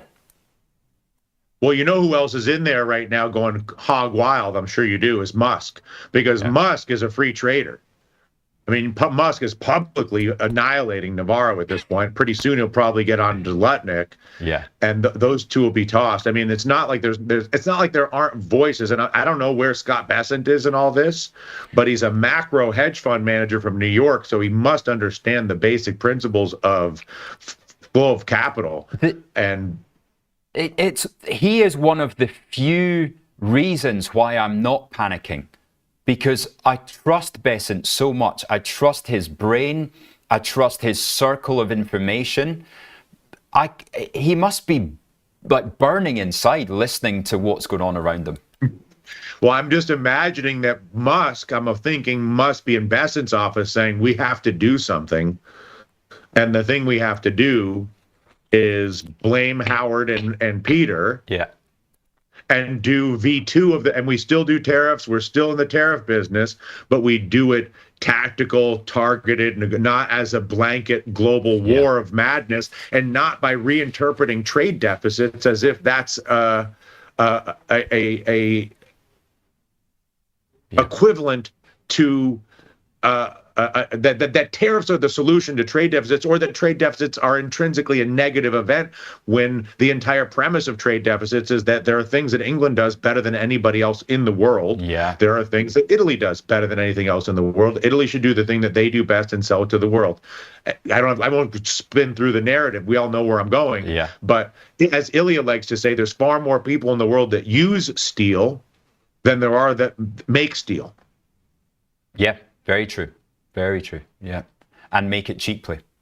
Are you trading at all, Rich? I'm out. I don't have the stomach for it. I was thinking this morning, I'm like, because like if I had any balls, you would get long. and you'd be like, they're going to fire Lutnick, they're going to fire Navarro, and this thing's going to rocket higher. I think so. And I got to say, I think today's D-Day, so I bought some 5150 calls for, a matter of 20 basis points. And I think that we go up to 5,400. Maybe not today, maybe not tomorrow, but by the end of the week, then I think we are, as I say, I think we see action. What duration? I mean, what's the expiration on those calls? 0 day TE. You're right in there. Yeah. Woo. Now, I don't mess around. I don't like those things. But 5220 calls for 3 ticks this morning, Dylan. 3 ticks. All right. And also gold. I like it. I've gone big gold because the other man that can come in and save is, of course, Powell doing some cuts for McQE. Well, or the other thing, Trump might fire Powell for his refusal to cut rates. Which would be illegal. I know it's illegal. I mean, but then now it's full crazy ball. But I mean, Trump is already taking people off the streets and shipping them to prison in El Salvador with no due process. Yeah. The law is meaningless to these people.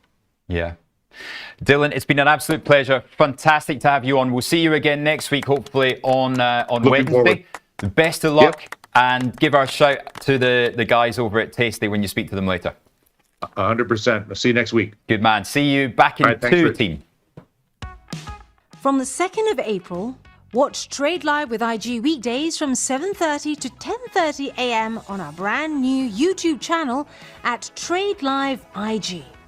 As well as the live show on our new YouTube, you will find our full beginner's course to trading options, daily YouTube shorts of all the action that happens after the show is finished, and your usual favourites, Trade of the Week and Psychology of Markets.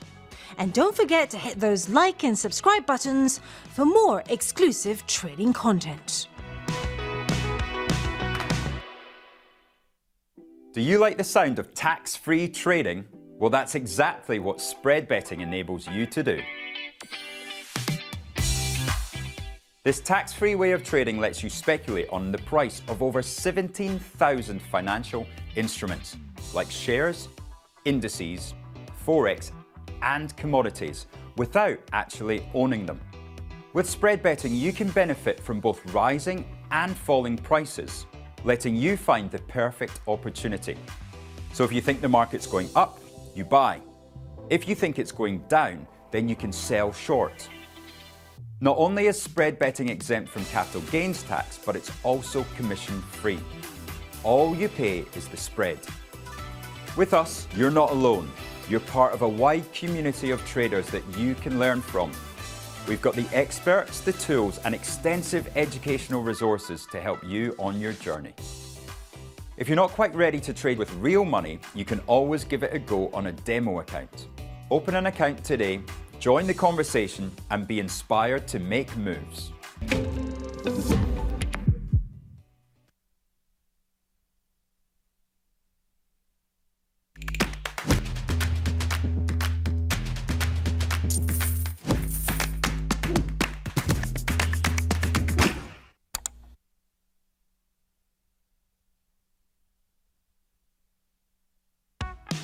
From the 2nd of April, watch Trade Live with IG weekdays from 7:30 to 10:30 a.m. on our brand new YouTube channel at Trade Live IG.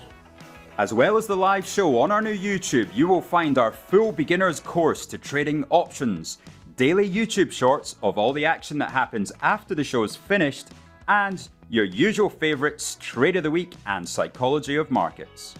And don't forget to hit those like and subscribe buttons for more exclusive trading content.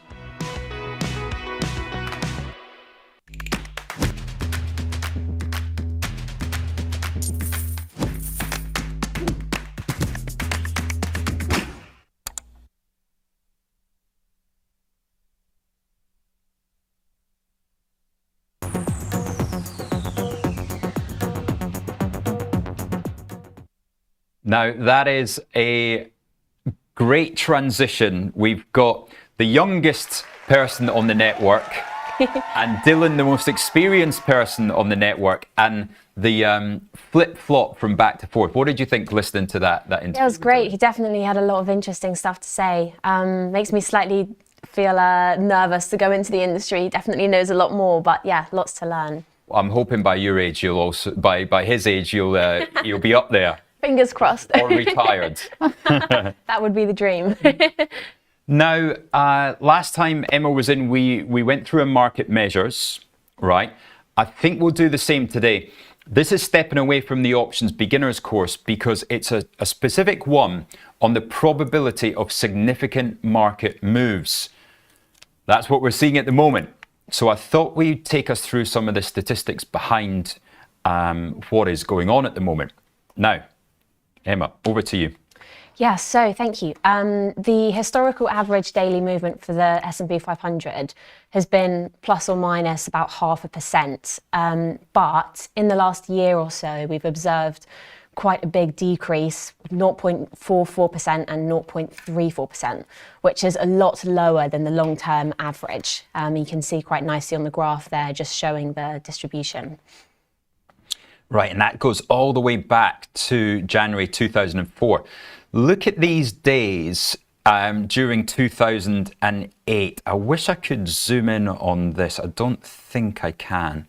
Yeah, we've got a down 10%. This, I'm looking down here, right?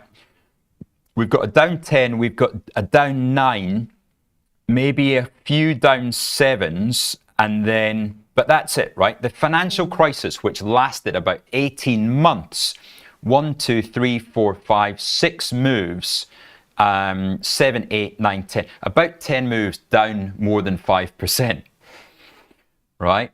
During COVID, 1 down 11, 1 down 9, 1 down 8, and then a few scattered around 5. Remember, Thursday, we were down 5%. Friday, we were down 6% on the S&P 500. And on Sunday night, we opened down 4% before any selling had taken place. Let's look into the statistics of what goes on here. So as the concerns about potential risks on the downside keep getting bigger, what we're most interested in is understanding the probability of significant market moves in the long term.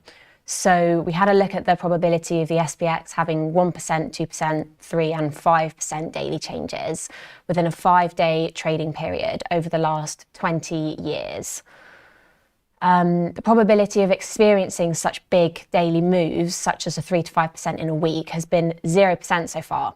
But this is from before the start of the crash. So this is actually from back in January. We ran these stats.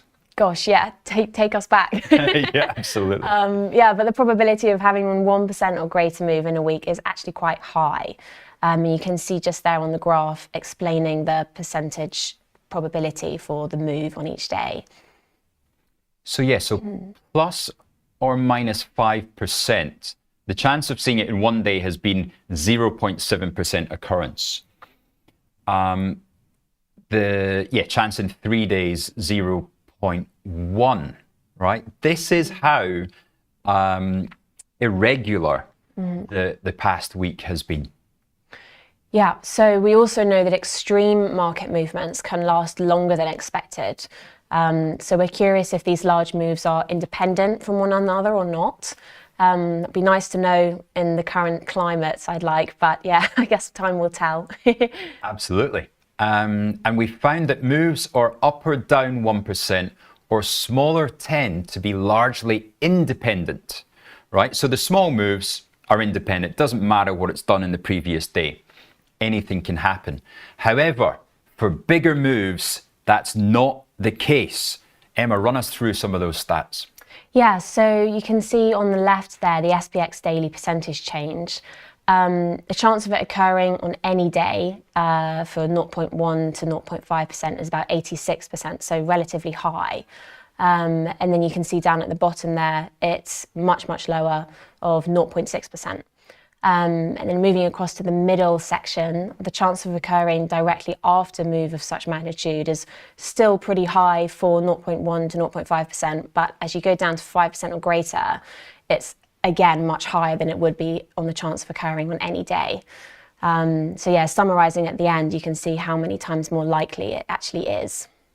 So when vol has moved higher, right? If you get a 5% move, the chances are vol has also spiked.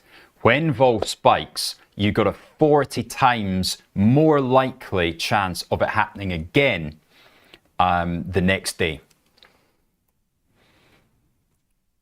Yeah, this suggests that outside market moves often occur in clusters, right? And that's definitely what we've seen in clusters around certain time periods. For instance, a 5% increase or decrease over 2 consecutive days, the likelihood of that happening is 40 times higher than if the events were completely independent.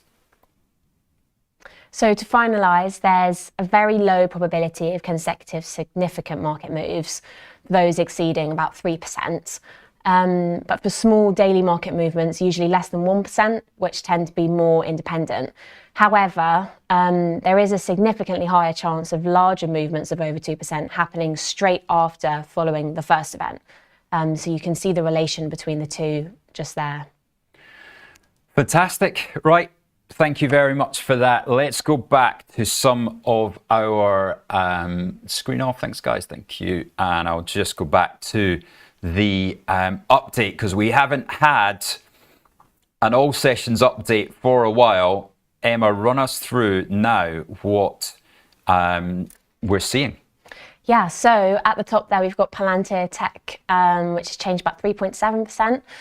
Tesla 3.5, Nvidia 3.4, just about. Broadcom 2.6. Apple's still 1.9, so not as crazy as the others. And yeah, Nike still 2%. Come on, Nike. Yeah, lucky for you. Yes. Maybe I should have invested in that this morning. That's going to keep me out of trouble today. And then on the downside, apart from that Treasury bond, not seeing too much, are we? No, down 1%. Eli Lilly down 1%. So that pharma sector taking the hit again.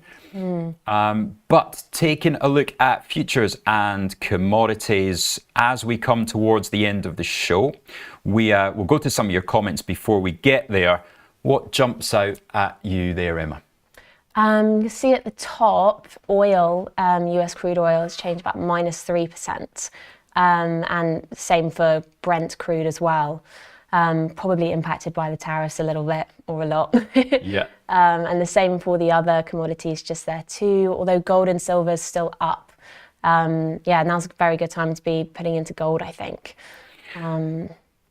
Yeah. So, right, wonderful, wonderful to have you in yet again. Let's see what some of the comments that we've had. Mike Owens, since watching this channel from Tuesday, I've become hooked and the insights are wicked, so interesting. And cheers, guys. Thank you very much. I didn't know my mum had changed her name to Mike Owens on the comments. Yeah, if you also feel that, then please give us a thumbs up, give us a like, give us a subscribe, a share, whatever. Stick us on social media. It's been such a fascinating morning. Emma, tell us where you're off to for the weekend. Make everybody jealous. Oh, well, much like you, I'm off to Spain to see my granddad for his 85th birthday. The 85th? Yeah, very exciting. So yeah, taking a slight break from all of the craziness in London, but yeah, it'll be really lovely. But I hear you're also off to Spain soon as well. That's a secret. Oh. We haven't told anyone yet. I see. I've got 2 days off for Easter, people. 2 days off. So not this weekend, but the next weekend, I am off to some sangria and sunshine and a bit of paddle. Going to do some paddle lessons as well. Please give your shout out to your grandfather. Say happy birthday to him there. Happy birthday to my granddad if you're listening. I'm sure you can show him a replay there when you're down there.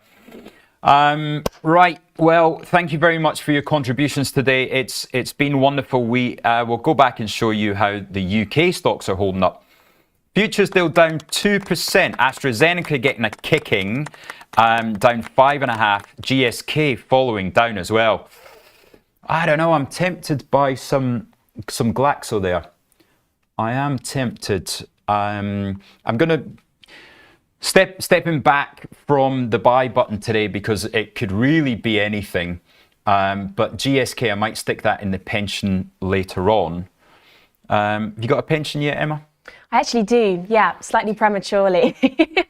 Not very big so far, but yeah, time will tell. The power of compound interest, not just because you've got a little bit of time to go, but also the pension age by the time that you're a pensioner. Yeah. Have you worked out what year will you be 70? Gosh, I haven't worked out what year, but I mean, I might even work longer than 70. I don't know, depending where I am. Well, so yeah, we've got quite a while till that, thankfully. And what else we see? Yeah, Scottish Mortgage Investment Trust now down to £8.27. Where is that compared with where they were? It's not quite a low, but it's definitely getting there. Yeah, Monday was worse. But if you've looked at Scottish Mortgage Investment Trust and like some of the investments they have, of course, very tech heavy, 827, that if there's anything where you think you don't necessarily want to invest in US dollars, but you want something more domestic, then that's an interesting one. I'm not just saying this because it's got Scottish in the name. I promise. Sure. Right, now, is there any better news out there? Have we got any winners on the FTSE today? BAE Systems still holding above. Antofagasta, interesting, and Glencore also unchanged. But when you're getting hurt in stocks like AstraZeneca and Glaxo, there really is nowhere to hide. That is, that's troublesome. Maybe best to hide in, yoga. Any yoga stocks out there? Not that I'm aware of. I'm not really sure it's the sort of thing that would actually do that well as much as I enjoy it. So Lululemon. Very true, very true. Yeah, maybe that's the long-term plan. R6 Senna saying cash.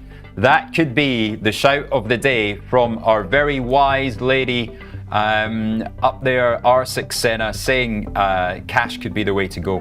Gold could be the way to go. But what is for certain, we will know this time tomorrow what the answer is. Join us again, 7:30 a.m. tomorrow morning. Not Emma, she'll be on her way to the south coast of Spain, but you are back next week, I believe. I am indeed, looking forward to it. Thank you very much for having me. Absolute pleasure. We'll see you tomorrow. Very best of luck today. Keep it small, keep it nimble. Watch those headlines. 1:10 p.m. if we're going to get any Fed action. Or what time does Trump start to back down? Navarro, gone. Lutnick, gone. When does that come? Good luck. See you tomorrow.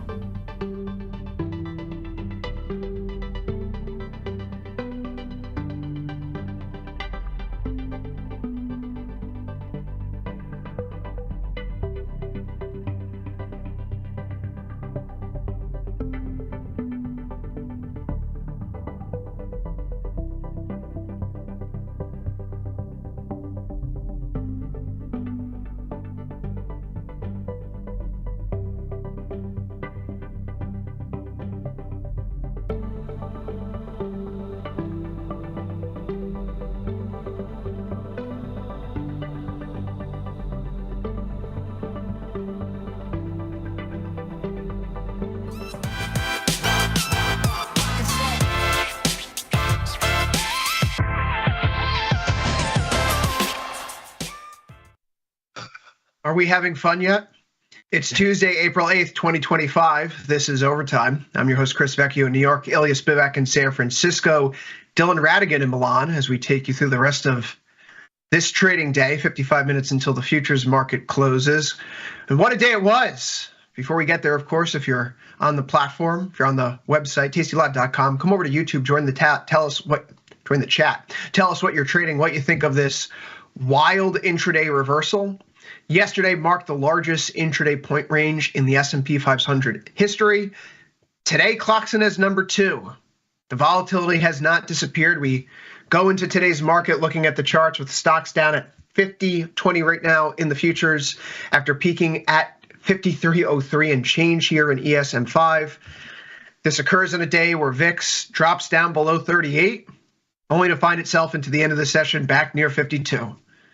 We've not seen action like this perhaps ever. Today is the first day in history where we have a market that gaps open 3% higher and closes down at these lows. We've never seen a day like this before. In fact, the only other time that's related to this in history, October 14th, 2008, which historically was not a great time to get long the stock market. Yes. Ilya, sometimes bears wander into the arena where the matadors play. Yes, they do. Did you get the horns? I wasn't loving it on the close. I felt pretty good about it going in today, thinking, well, there was, in fact, a little bit of an exhaustive moment there Monday. We did have room for a little bit of a bounce. Very good, very good. Because, of course, yesterday, counter to all of my bearish leanings, which remain, I decided to sell a little put spread action in SPY and the Qs. And it's not looking anything like an issue here, but of course, all the gains that were there for most of the day have completely evaporated because here we are again into the close with absolutely no confidence whatsoever. I still think we might have room for a bit of a bounce this week because the whole PM around Fed rate cuts kicks off as of tomorrow with FOMC minutes. So maybe we're due for a little bit of relief yet, but man, was this attempt soggy. Attempt soggy. Dylan, we have such a generous oligarch class here. Luminaries, people like David Sachs, who this morning at 9:57 decided to tweet out that the panic over the tariffs was over. S&P 500 decided to top tick him a few minutes later, and we're down 5.7% since that tweet. Obviously, we're not happy these oligarchs are a stabilize. joke. What's that, Ilya? Obviously, we're not happy if the markets stabilize. Anytime there's been a rhetorical opportunity over the past 48 hours to stop the bleeding, anybody in the vicinity of the administration has taken their shot to renew the selling.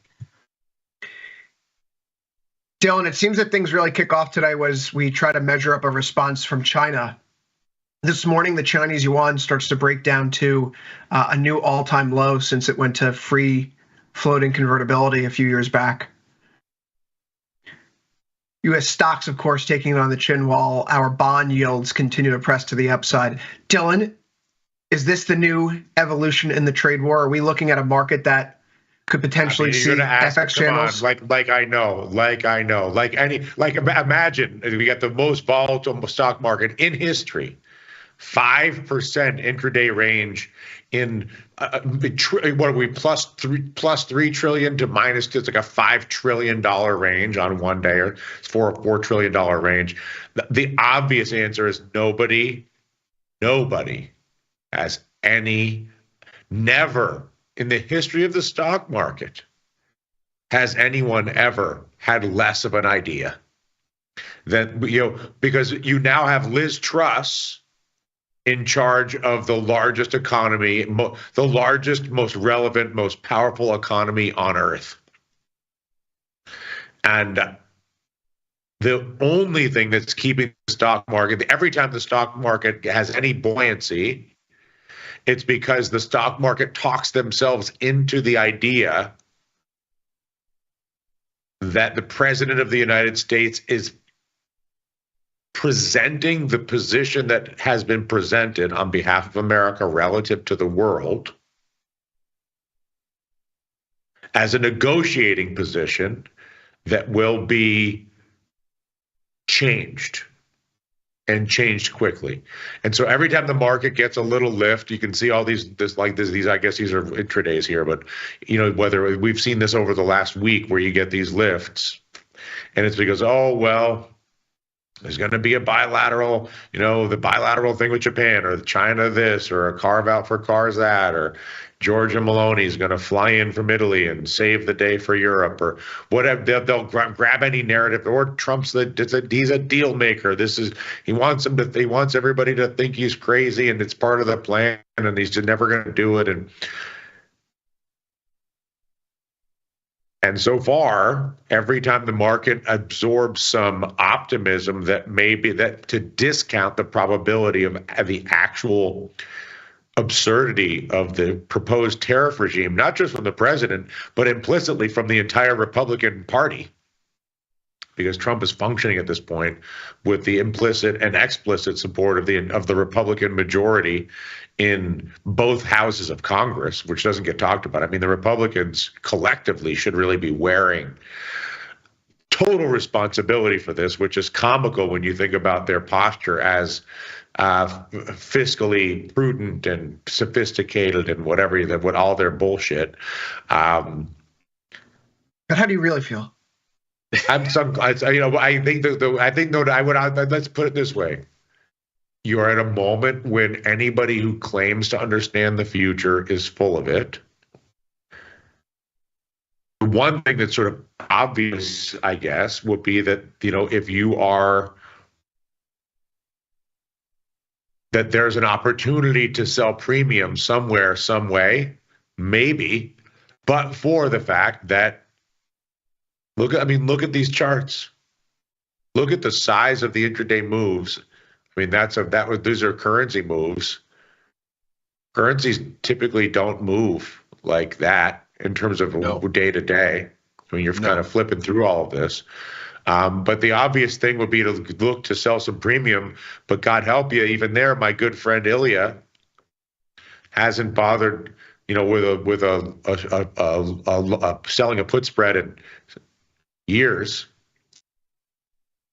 Finally eases into the shallow end, only to find himself up against a $5 trillion round trip that ultimately worked the wrong way. I don't see how any prudent human being would not assume the position of getting smaller and standing by. Indeed, as a rational position. Absolutely. And I added a little bit of risk-off exposure to counterbalance this by buying a little put vertical in crude today via USO, because I think it's broken down here through some big levels. But indeed, I mean, this is one of those times where you have to be really nimble and really take to heart that if you have strong convictions that they're loosely held, and if you don't have strong convictions, maybe hold them even looser, because this is not a time to extrapolate anything. I'm still short dollars and long bonds and a little bit long risk via those verticals and a little bit short oil, and so my exposure is all over the place, and I'm just letting the price action kind of.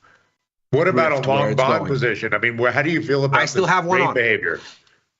I still have one on. Obviously, one of the biggest things that one can really scratch their head about in this whole thing is the ridiculously massive bond sell-off at the start of this week. I mean, that candle is just how one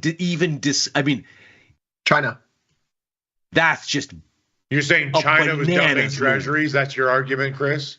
If you're going to have if the cost of the tariffs on China are $640 billion, given the 104% effective tariff rate, that's obviously going to be a level of cost that the American consumer, American businesses can't bear. So we're not going to trade as much with them anymore. And if you are going to defend your economy from this, given the trade elasticities, we talked about this on Futures Power Hour today, tweeted it out last night, put out a little chart today again, so just check my Twitter feed at CVECUFX. You'd have to see a yuan weaken dramatically to offset the tariffs. But the ways that you would do that is, well, hey, we're not going to trade as much with the U.S. going forward. Why on earth do we need to hold their debt? Right? The whole point of us holding their debt is because we're recycling dollars earned from the trade and putting it back into the treasury. So we need to float some liquidity here, and maybe sell some gold and flood the market, just start buying some foreign currencies and adding them to our balance sheet here to put downside pressure on our own currency.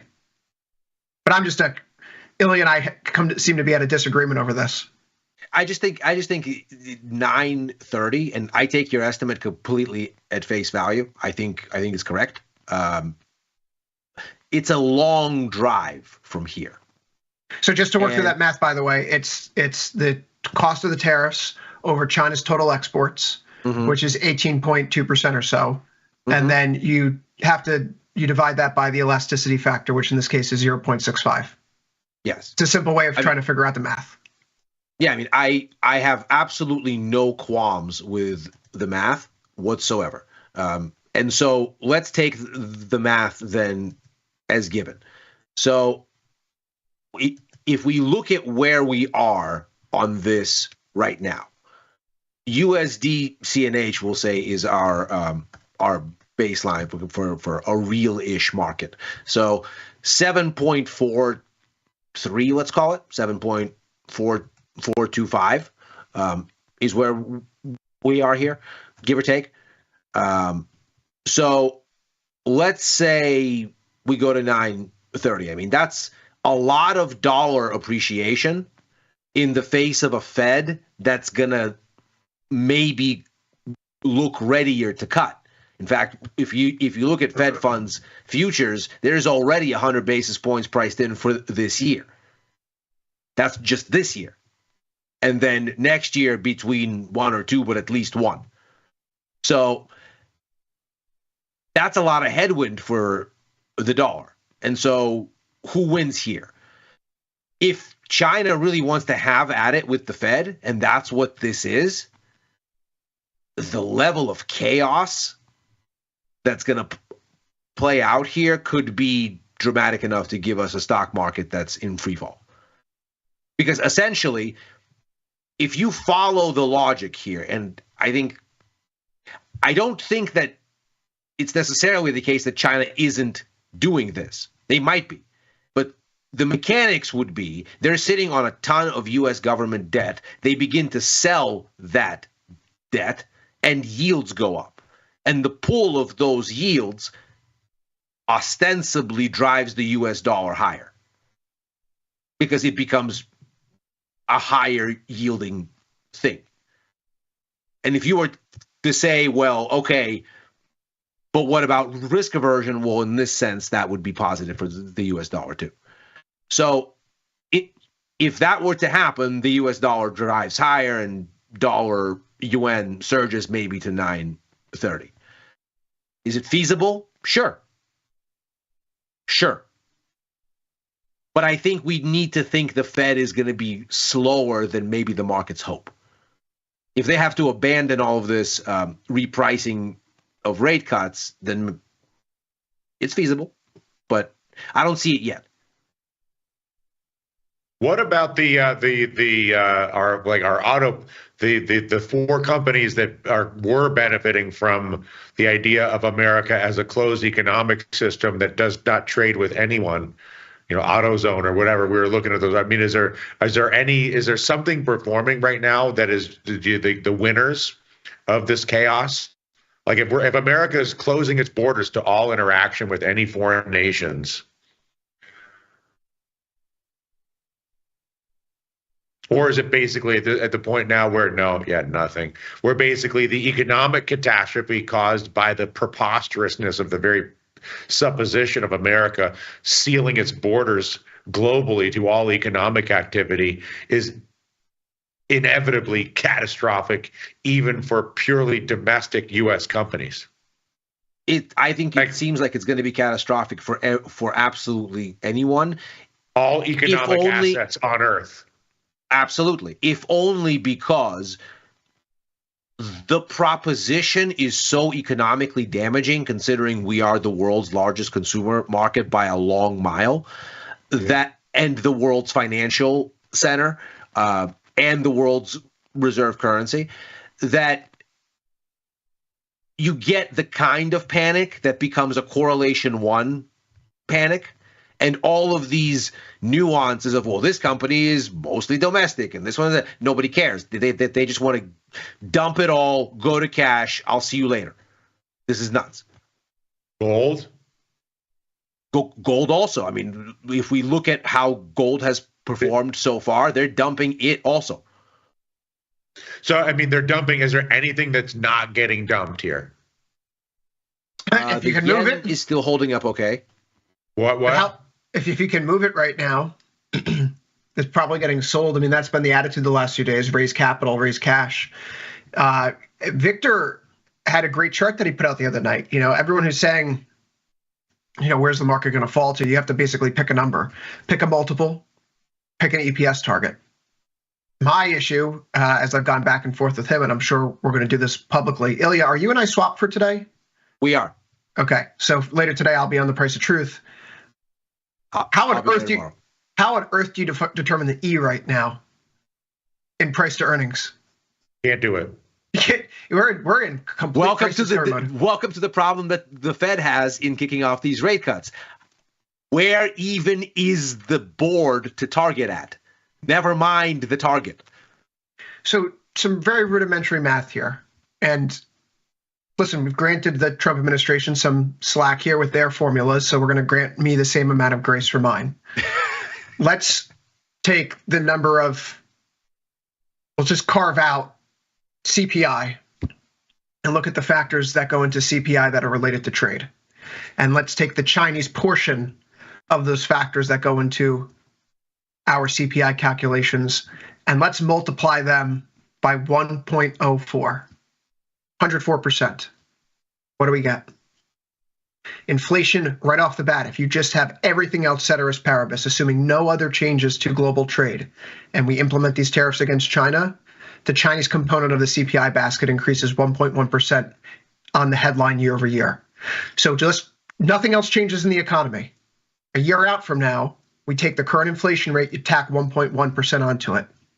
That's going to bring you into the high threes, Ilya. If we have an inflation rate in the high threes, how much can the Fed actually cut right now in the short term? Yeah.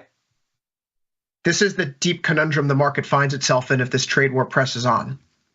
That we put ourselves into a stagflationary spiral that the Fed is incapable of handling. They don't have the tools to do it, to address it. So far, it seems like the market is still reckoning that whatever economic pain is going to come as a consequence of this is going to overwhelm the sort of stagflationary impulse. Because if you look at what's going on with break-even rates, for example, the implied inflation expectation in bond markets, 5-year, 10-year are aggressively lower. And those are the sort of benchmarks. I mean, yes, there exist shorter-term break-evens, but they're kind of spotty as far as liquidity. So the things to look at here, 5-year, 10-year, and they're sharply lower last week and this week. And the supposition there basically is that, yes, the tariffs are going to be inflationary in the sense that they drive down demand and crush growth. And what that crush then does is it so hurts demand that the net impulse on inflation is negative. But not because the tariffs didn't raise prices. No, because what the tariffs did to raise prices crushed the economy. And so that's the implication in the bond market now, as it stands. That would give the Fed clearance, one would think, considering there's still time until the May meeting. There's a bunch more data they can see. CPI this week, in this sense, should be very, very important. But to your point... Can we just walk through the Trump? Can we go back to the mind of Donald Trump briefly, just for the pleasure of it? Sure. What if Trump was... Trump's theory is I'm going to delete the income tax, and all of my revenue will come from tariffs. I mean, as a target. I did the math on that too, but what's that? I happen to do the math on that too, by the way, for the sake of this conversation, but go on. But let's assume that his next maneuver is not to relent on the tariffs and to basically let the world suffer under the clutches of the global king that is Donald Trump, the absurdity of this entire, I mean, it's just beyond absurd, but anyway. And that his next move is a massive income tax reduction. Mm-hmm. No taxes on tips, no taxes on expatriates, no taxes on anything under 100 or 200 grand, whatever, like some number like that, and a massive tax cut for the super rich. Does that make it better or worse?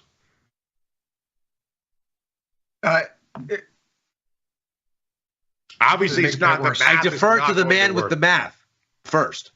I mean, Mr. Vecchio, sir. Let's just square up where our effective tariff rate will be now, okay? If we think about the effective tariff rate right now and how the market's reacting, and it's sitting around 30%, 34%, to be fair. The average for that's like a blended average of all imports. A trade-weighted, correct. Okay. Right, so trade-weighted, if you look at all of our tariff rates globally that are going to be in effect by midnight tonight, so cars now are 10 to 15 grand more expensive. iPhones are 50% more expensive. Yeah. Building a house. And you'll see 50% more. Yeah, and so I would encourage people to go on to Reddit and to the small business subreddit. And people have been posting some of their itemized receipts for the tariffs that have been in play, and they're getting hit with the original aluminum and steel tariffs from 2018, the original round of China tariffs that Trump put on and Biden kept from 2018, 2019, and then you have the new steel and aluminum, and you have the new Trump tariffs. And so people have been posting these bills like, I paid $3,000 for this, and DHL hit me with a $2,400 import bill before they can release it to me, right? So it's really, everything is piling up. Everything is piling up. So again, the math here, if we wanted to do this, we're at a 34% effective tariff rate coming out of tonight, if this is true. All right. Given that U.S. imports are valued at roughly $3.8 trillion in 2023, a simple calculation suggests that we'd require an average tariff rate of approximately 58% to fully replace income taxes. This doesn't even consider the fact that a huge tax hike on our end could lead to decreased import volumes and retaliatory measures from our trading partners. This operates under the assumption that there's a linear relationship between tariff rates and revenues, and that import volumes remain constant. And as we've seen from previous aggressive trade war episodes in human history, the relationships aren't linear, and they spiral. So even in the best case scenario, and that's before we talk about tax and they amplify in a and recession and unemployment benefit outlays in a recession. Well, to the extent that all of this hits the economy, yes, it does maybe give you lower rates. Is that the bond math? Is that the bond math today? That if we get what Trump is doing, we're going to have higher unemployment, which means we're going to have a bigger budget deficit than we previously forecast. And now we're cutting off our trading partners, which means there's fewer dollars to recycle into the system. And we're going to have to supply the market with more debt to pay for these increased costs. Because when you do something like this, must go higher. Without automatic buyers now, at least as readily, and so we're going to have more trouble placing this debt. And so, as I've harped on for a decade, Chris, oh God, my long deltas in bond are so screwed. They're and so screwed. This. The one thing thou shall not break is the dollar, because it lets us have cheap borrowing. And if you break trade, which is financed in dollars, you break need for the dollar. So then you break our ability to borrow cheaply. Which then creates a huge opportunity for Trump coin to become the new global reserve currency and replace the dollar. Knock it off.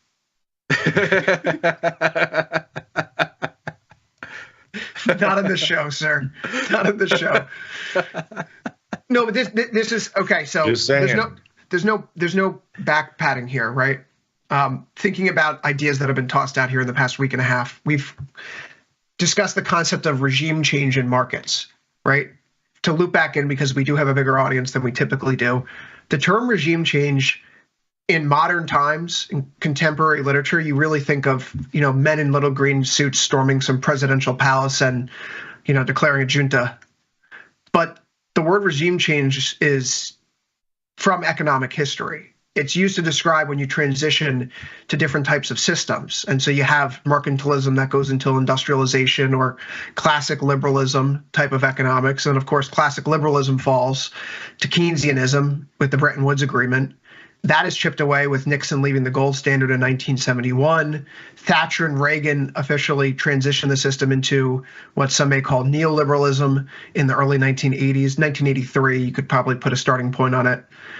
This may be one of those turnings in history where we see a significant regime change, which means the playbook that we've been working from, based on all these historical relationships between real yields and gold and what happens when inflation moves up and how does the Fed respond? And, well, do we have the extraordinary privilege of the US dollar anymore?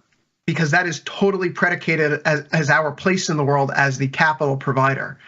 You know, Elliot, what drives me so crazy about this conversation is that we're focused on our capital goods balanced right now.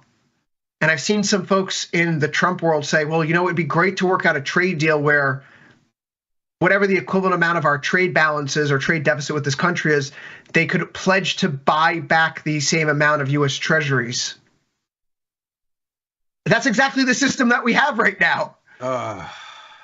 So, my God. This what if Elon Musk is our only hope? What if because I'm sure Elon Musk thinks this is fully batshit nut rat in a coffee can crazy. I think Elon Musk is in there. Go ahead. I just feel like if there's anybody around the president, just the concept. Like, what are you doing, my man? Like, what are we doing here, sir? Just the trade deficit as a concept. Like, consider if everybody you did business with had to do business with you in the same fashion. So somebody would have to consume. They've got to place a trade. That's right. That's right. It's the dumbest idea in history. I mean, how silly is it if every single time there had to be a balance between the dentist and the gas station clerk, and they had to provide each other services in balance. I mean, what? Look, there's two sides to this. I think Elon Musk is the only one who can get in the room right now and you know, say something, because this is full cuckoo bird. Yeah, so Elon Musk tweets out a lot of inflammatory things. Look, if you feel the need to use language like this to make you feel like a big, strong guy, I guess you could use it. But he's calling Peter Navarro a lot of nicknames here on Twitter today, very, very publicly. That's what I'm saying. You know, not how I would phrase things. I just think name calling is a little bit stupid. But he's declaring war on Navarro. Right. And so in public, Trump's biggest financial supporter is declaring war on Trump's trade advisors. You know, if this costs Elon Musk a ton of money, can we forget that a few years ago, Elon was the guy who's tweeting out Elon Musk is not a free trader. Sorry. I mean, there's just sorry, I don't mean to interrupt. But if there's anybody in that administration who's a free trader, it's the first buddy. I mean, that guy. That's true. And Elon designed his company to try to be supply chain resilient, to his credit. There's a reason why there's a gigafactory in Germany and there's a gigafactory in Shanghai to try to limit the impact of any trade disruptions. You're sourcing your inputs as local as possible, if you will. It's a very sustainable way to go about doing things, right? It's decentralized to a certain extent. So if Shanghai, you know, the gigafactory Berlin shuts down, U.S. car production isn't necessarily negatively impacted. But he's even not immune to any of this. And so Tesla here today takes another dive down 4.9%. We're seeing it across all the auto manufacturers. Stellantis through Jeep is saying that it's going to help its suppliers offset the cost of tariffs. You know what that sounds to me like, Dylan? Smaller margins for shareholders moving forward. Stellantis lowering the old E on your E there.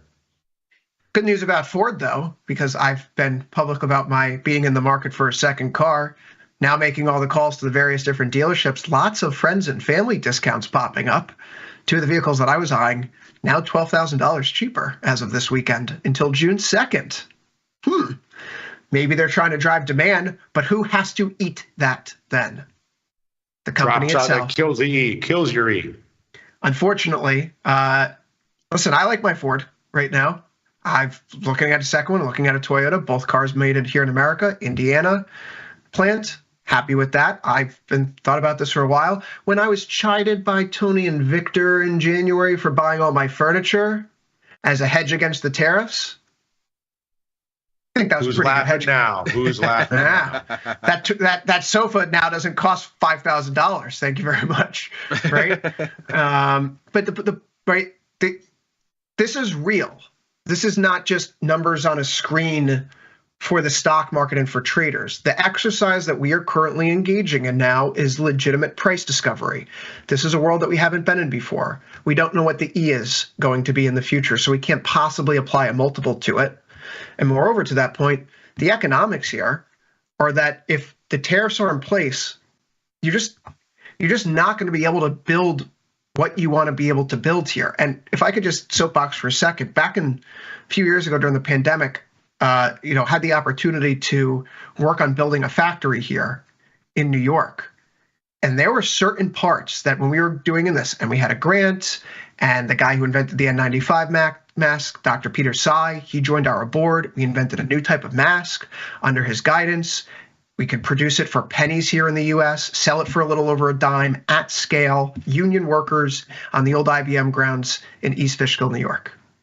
There were certain parts to help build out the factory that, because of the supply chain issues and, quite frankly, a lack of interest from private capital in helping source these kind of things, that we couldn't get the project off the ground, even with government grants in our pocket, because we won government grants for the project. There was component sourcing that we could not get anywhere else in the world to press N95 masks except for in China. It took us 18 months of going back and forth to try to get those parts here into the United States from China. And we couldn't do it during COVID because of the supply chain issues. And ultimately, the project failed. Now, thinking about that here today, the supply chain issues have been since resolved. But now we're talking about jacking up the cost by 50, 100% for many small and medium-sized enterprises overnight who have 4 to 6 weeks of working capital on their balance sheets. And so I think about all the problems that we just had with installing electric vehicle chargers during the Biden years. We couldn't get broadband internet laid to rural America. They're huge policy failures. We spent all this money, and what do we have to show for it? Close to nothing. And so if we can't get things to work in good times, how are we going to flip a switch and get this stuff here overnight? This is a significant economic disruption. I have literally zero desire. Someone says there's no hand sitting in these markets. I am perfectly comfortable keeping a pile of dry powder here and wait for this falling knife to stop falling in equities here, because this is an 5.66% lower, the second largest intraday point swing in history from high to low. Yesterday was the largest one. We just had the biggest gap open higher to close lower and reverse in the day that just exceeded the October 14th, 2008 move. This is not a time to be cavalier and not underestimate the significant regime change that we may be going through. Amen. I stand off my soapbox. I mean, so let's just to review your comments there. We are sitting today in the most volatile stock market in the history of the world, more volatile than 2008. More volatile than 2020, more volatile than 1997 or 2001. It's not a crash in the sense of 1987, but it is aberrational behavior, the likes of which has never been seen. It's an economic catastrophe in the making. And I feel like I have two choices right now, which is get out of the way, which is what I'm doing, or get long recession and go to Procter and Gamble and consumer staples and just sort of go full long recession. I mean, if you had to hang your hat on anything today, it is that obviously the level of uncertainty has not eased, and the swings really speak to that. And also, we do not close below yesterday's open. We have a modestly higher low, a little bit of a higher high. If we look at the S&P, if we look at the NASDAQ, if we had to wince past the intraday volatility and look just at the results, we would say that on the week the markets have gone nowhere. There was the initial Asia Open shock. Don't do that. Well, go to a weekly here. No, I know exactly what you're doing. It's like if I was in a coma and woke up today, and so like, what's happened since the market's open? Okay, well, we gapped open lower, and NASDAQ opens up at 17,100, and we're at 17,196. It must be a pretty boring week so far. No, not a boring week. And as someone that's trying to see if there's a bottom here, extra action-packed, as it were. Markets are most volatile at the turns. That's right. But also, if we look at the bottom line, this is a market that does not know where it wants to go, but the news flow hasn't gotten better and it hasn't gotten worse in the market since the opening tick, as it were. Obviously, Friday's chaos had to get some level of recognition when Asia opened on U.S. Sunday. That had to happen. So, of course, you have a gap. What has changed other than that? Well, we tried to go higher, and then, as ever, no good thing goes unpunished. So there was quickly those comments you mentioned earlier, and we crashed back down. There's obviously no level of confidence here. Nothing has gotten better, but the price action hasn't gotten worse. Just volatile. And so it makes you think why the market doesn't have the conviction to just crater. And when you look at the weeklies and you see where you're still hanging, that same reference high from 2022. Yes. You wonder if they just don't have the juice to make this thing stick through these levels until the Fed lets them down. And if the Fed doesn't let them down, maybe it survives this test. And we get to sell it again from, let's say, 1900 on NASDAQ. Because as far as I'm concerned, the trend is down. I just want a little counter trend bounce and lower vol readings to sell again. I am by no means suggesting that the flogging has stopped. I'm suggesting maybe it will resume after a break, such as not to kill the victim immediately. That would be a place to hold it. The highs that you have from late 2021, early 22, and then the swing low that you have in the start of 2024 before the market ultimately kills higher, right? So the market now is unchanged from the start of 2024, which is nice. Dylan, from the start of 2024, so 1 year's worth of gains have been obliterated. So that thing where I was wrong a lot last year, not anymore. There is a question here. I did see someone say in the chat yesterday, ask a question.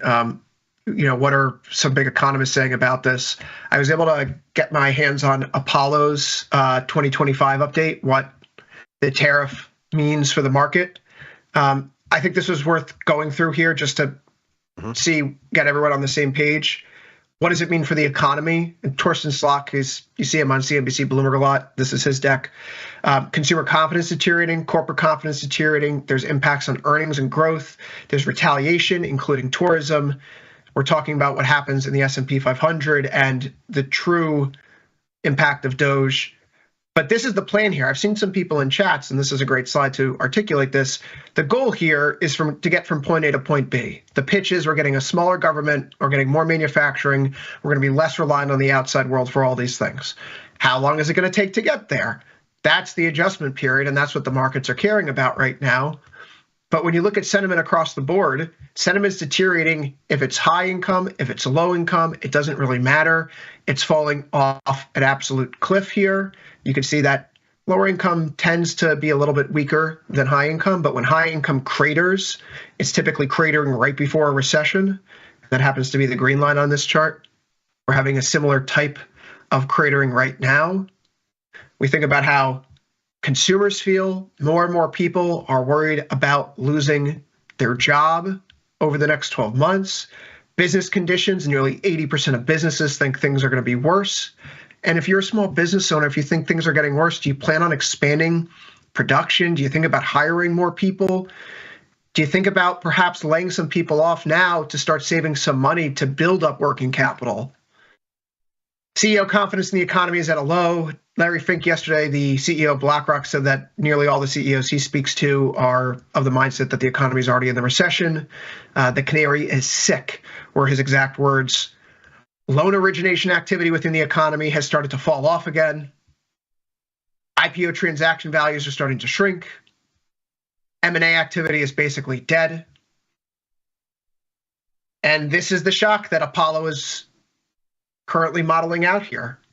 The bigger the downside risk to the economy, the longer the uncertainty stays elevated. If this is a temporary shock, it is going to be a permanent decline in growth, but not that significant. The longer this state goes on, the deeper the pullback for our economy will be. So they say, Dylan, and this was nice to see, where do you hide out during all this? We don't care about the credit markets here. Where to hide out in the storm? What are the places that you want to be when things are doing poor? We talked about the defensive sectors here all the time. We've been complaining that Staples Healthcare have been leading because those are the defensive names. You don't want them to do well because they have stable cash flows. They can pay dividends during the storm. It's confirmation bias, quite frankly, but we talk about the Philip Morris's, the world, the Coca-Colas, the PepsiCos. People are going to need their toilet paper, their toothpaste, their paper towels, their cigarettes to get through this, right? If we're looking to buy dips in places, in my opinion, the places to ultimately buy dips are going to be consumer goods products that are produced here in the United States where there's large control over the supply chain. And in the short term and the interim, just from my own experience and thinking about my, supply chain studies and all those conversations with people in Thailand and China, early in the morning during those COVID years, and other efforts to build housing in New York and on the phone with labor leaders and what have you. This is a shock to the system, and we should not underplay how the damage can accumulate in a nonlinear fashion at the start of it. Absolutely. I'm a buyer beware person right now. I have capital dry. The positions I have on are mostly eating dirt. Golden bonds are not protecting me. So the way that I look at this market, right, it's tough out there. I'm still a week into it now, guys. No edge. No edge. I'm not going to pretend like I do. I think it's getting worse. I would say not only no edge, I would say that each day creates less edge, not more. That right now we're in an expanding spiral of uncertainty and chaos, which is why you have the two biggest intraday swings in the history of the stock market. Ilya, we've got 10 Moreover, I think this is sort of speaks to the idea that the market kind of cares what comes out of DC, but is increasingly saying, you know what, we're just not listening to this until we hear from what the responsible side of monetary policy making says, the monetary side, because the market hasn't gone anywhere all week. It swung around a whole bunch and is now holding basically where it opened, saying, all right, but does the Fed have the ability to stabilize? I mean, maybe part of the Trump strategy is to force the Fed to intervene. This has been a narrative that's shown up in the conversation repeatedly over the past 24 hours. Indeed. And I am not suggesting that the president isn't thinking this or is. What I am suggesting is that this as a plan has got to be something along the lines of, I've sprained my ankle, let's amputate the leg. Oh, we're going there. I think this is actually the biggest risk to the market, which I am one of the main reasons why I can't just get long right now. A few weeks ago, the Trump administration fired 2 Democratic FTC commissioners. That doesn't seem like a big deal. It's deemed partisan because the FTC, these people are assigned by party. It's usually 3 on one side, 2 on the other. You keep the balance in place. Only when openings free up does that administration get to appoint the new person, but it's usually nonpartisan. We see here that the Trump administration is getting rid of these people, and the FTC commissioners that were fired are suing the administration under what's known as Humphrey's Executor. Humphrey's Executor is a really unique case. There was a guy named William Humphrey who was confirmed to be the commissioner of the Federal Trade Commission, and he asked for Humphrey's resignation because Humphrey himself was against a lot of the New Deal policies. Humphrey refused to resign. Roosevelt fired him. However, after being dismissed and before the new commissioner was appointed, this guy, William Humphrey, passes away. And so his widow steps in to sue. And what does the Supreme Court rule in favor of Humphrey's executor because he's now dead? The president does not have the authority to get rid of this person. The only way that the president has the ability to remove a commissioner is for inefficiency, neglect, duty, or malfeasance in office. So there's this idea here that if Trump can legally remove these FTC commissioners, they are arguing in court right now that Humphrey's executor and this law interpretation of the law that's been laid out for the past 80 years, we've actually been misinterpreting it. It only applies to William Humphrey himself. The president actually has broad jurisdiction to fire these nonpartisan individuals. The only reason why the Federal Reserve Chair is protected is because we have interpreted Humphrey's executor to protect his role from presidential interference. If this court case goes through, I am not nearly bearish enough on U.S. Treasuries or the U.S. stock market right now. The independence of the Federal Reserve, if we go full Recep Erdogan here, the Fed refuses to cut, so Trump fires Powell. That is the nightmare scenario that is actually literally being litigated in court this very moment in time. That is indeed the nightmare scenario. The one thing you cannot do to make this situation, so the one thing that you could do to make this the final stage of worse would be to take an independent Fed out of the equation. If you do that, then, I mean, there's not enough risk to sell. What about a long euro position, a long yen position? Like what you're describing is basically an implosion of the U.S. dollar. I am massively short dollars already. I've reloaded on almost all of it. I'm short now against the pound, the euro, the Aussie, the Canadian dollar, and I am not expecting to be this right. I am expecting something orderly around Fed rate cuts and yields starting to come in again. Because Trump doesn't care about the law anyway. Who cares about Humphrey's executor? I think it's very reasonable that Trump would fire Powell illegally. Who cares? Or attempt to. Well, yeah. I mean, of course. I mean, he's flying people to El Salvador illegally. Why does he care? He'll do anything he wants. He could shoot someone on Fifth Avenue, and no one would care. Those are his words. Yeah. So he could obviously fire the Fed chief anytime he wants. Who cares what the law? Like, if we cared what the laws were, we wouldn't be in this situation in the first place. So what do we do here, guys? 5 minutes left in the show. We BTFD? No way. I buy euros, buy the yen, buy yourself some United Healthcare, and call your mother. Yeah, I mean, buying dollars seems like the one thing you don't do here. So selling dollars in small size, because FX markets let you do that, is a way to dip a toe. Otherwise, I mean, I'm not changing any of my exposure. I did get short crude oil today. So if if we start seeing horsemen of the apocalypse appear on the horizon, then my oil short might work. Can you imagine how bad that is right now for the economy? That oil's in the tank, and this is what the airlines are doing, right? High oil is supposed to be bad for airlines.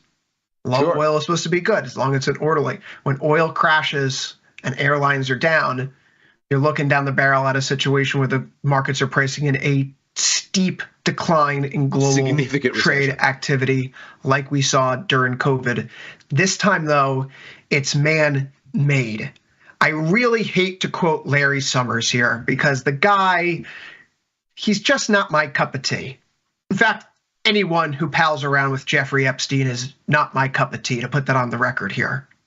So, that said, Larry Summers was on Bloomberg today, and he pointed out that this is basically like what happens in a hospital, right? Hospitals have this problem across the developed world where they just have some infections that they can't get out of the hospital itself, like staph infections or MRSA.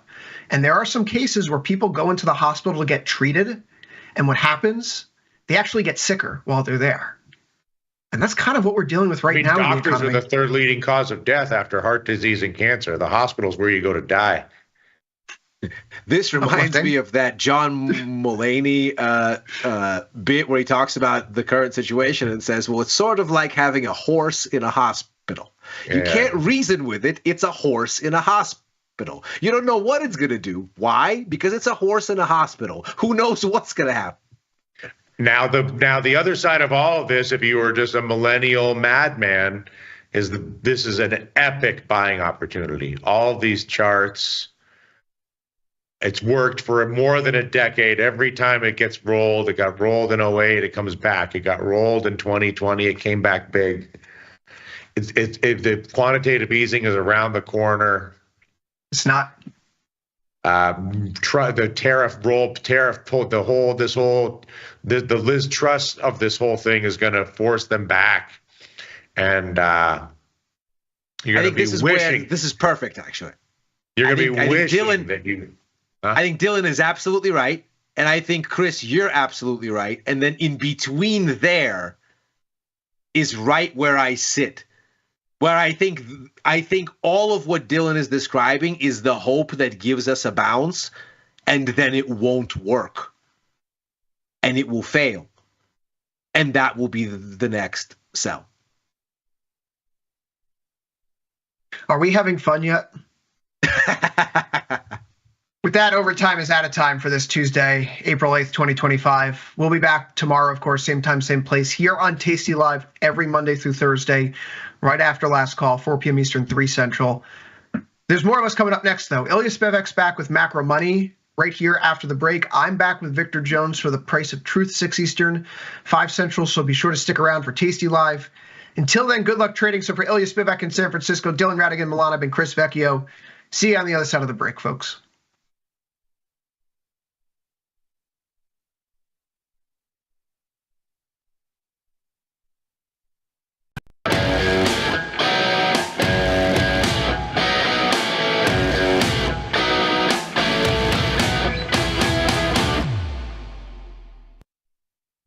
The markets swing in record fashion.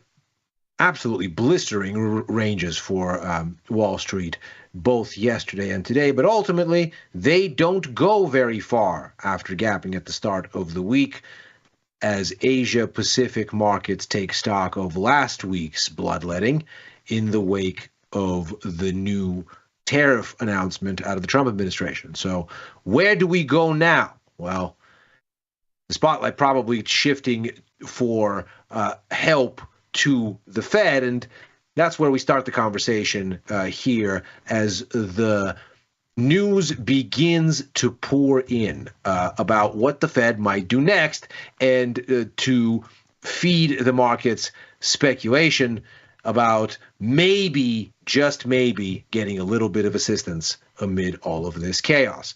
So let's just anchor ourselves here. This is Macro Money. I'm Ilya Spivak, head of Global Macro here at Tasty Live. We'll take a brief look first at what the markets are set up here looking like, because of course there's at this point a situation where we're looking at what is essentially a market that's still looking for answers, and last week's lead broadly still holds. So let's take a look here first at where last week left us. And we can see here, obviously, the bleeding is tremendous. S&P 500 down 9%, NASDAQ down almost 10%. Huge shift lower in yields, expecting some kind of rate cut cycle to be closer at hand. Cyclical commodities marked by crude oil here, sharply lower. Copper's not on the tally, but its performance follows suit.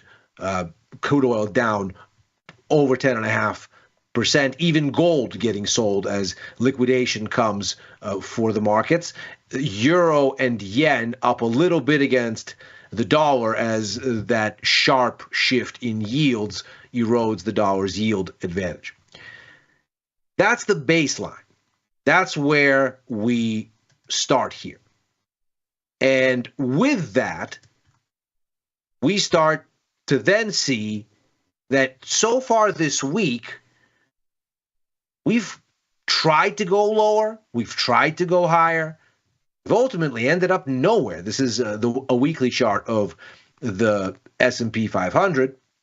And we see then that the markets aren't quite sure where this has landed, but they're not prepared to keep selling, it seems, at least beyond where the week has opened, even though the news flow has ostensibly not improved. In fact, nothing about positioning here suggests they've grown more confident, except that the backdrop has continued to deteriorate. Some more combative rhetoric out of the White House today, threatening still more tariffs on China. And the market has stopped falling, at least in the grand scheme of things. And it has stopped falling at an interesting and an auspicious spot. The top of the sell-off in 2022, the place that really was the level to break, defining this most recent rally from the lows in 2022 up through early December of last year, where this market topped. So this is, of course, a crucial inflection point. Whether you believe in technical analysis or you don't, all you really have to believe is that a majority of people that are participating in markets are looking at a chart of the S&P 500 and even just anecdotally say, oh, well, it's difficult to unsee that. And as long as they look at this as some kind of a point of significance, whether there is a bounce or a break, whatever point of significance, whatever this marks as an inflection zone is clearly recognizable. And as long as people act on that, it doesn't really matter if the level itself or the technical analysis implying it has any kind of validity or doesn't. If people do something on the basis that this is significant, well, then it's significant. If you break it and people start to sell more and the market follows through, well, it's self-fulfilling, but that doesn't much matter if it works. And if the market bounces here, it's the same kind of logic. And so we find ourselves at a real critical inflection point where the markets seemingly don't have conviction of direction and have to decide. Now, of course, the backdrop to all of this aggressive selling has been a dovish shift in monetary policy expectations as the markets basically conclude that no amount of market discipline is likely to get the White House off its square. And so perhaps the outlet, as typically the markets hope will be the case when fiscal policy is not giving them what they think is the right thing, is to turn to monetary policy and say, okay, well, the Fed will bail us out. And so as we've seen the fall in stock markets, so too the outlook for monetary policy has shifted in a meaningfully more dovish direction here. In the green is 2025's expectation in Fed funds futures. In the yellow is next year, 2026. And the orange line is the sum of the two. And we can see that we went from in early to mid-February about 50 basis points over 2 years to now 133 basis points, which breaks down to 4 rate cuts this year. We're within a basis point away, and at least 1 cut next year, and about almost 50-50 shot at a second one. We've gone a good ways of the way to up to that line. We're not quite looking at better than even odds of a second cut. Things have cooled off a little bit versus yesterday, but we're looking at least 5 cuts in the outlook here with option for a 6th. We can see the same thing in the path for policy expectations and where the easing is meant to arrive. So already we are flirting with the likelihood that a rate cut is all but priced in for May. And this is really a critical point here because the markets are seemingly setting up for a sense of urgency from the Fed to appear as soon as the very next meeting. So to have the cut all the way priced in, we would be looking at a 413 on that May reading because, of course, we're looking at a range here. 4.38 is the range middle between 4.25 and 4.5, which is where current Fed policy is. So we are at this point almost all the way priced in to a cut. We've baked in 19 out of 25 basis points. And so call it about a 76% chance at this stage that already next month we'll get the first cut.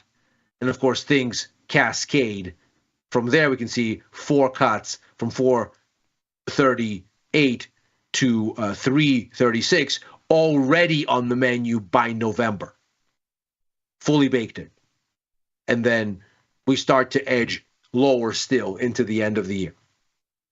With this in mind, the markets are going to pay very close attention to minutes from the March FOMC meeting that came out, or come out rather, over the next day. And of course, this is backward looking. Since then, we've had a Powell speech just in the wake of the jobs report on Friday. But this will be significant because the markets clearly are searching for an outlet and waiting to see if perhaps one emerges. And so what this will be is a useful stage setting for where the Federal Reserve's pain point might be. And if the markets can identify under which conditions it would start to become concerned, then it can layer that context against events that have transpired, of course, most critically last week, but really since that March 19th meeting, and then see how urgent stimulus might appear and whether expectations that it is almost certainly starting to happen by May, that is the easing cycle, then does that make sense? Should those expectations be in fact higher or maybe lower? Here's the statement from the monetary policy group here, the FOMC, from that March meeting. And really the key to take away here is this part right here. Uncertainty around the economic outlook has increased. That's sort of the key change here. And of course, since we get this, Powell then comes out at the press conference and offers what is essentially a we don't know next steps, so we have a balanced view until and as such. So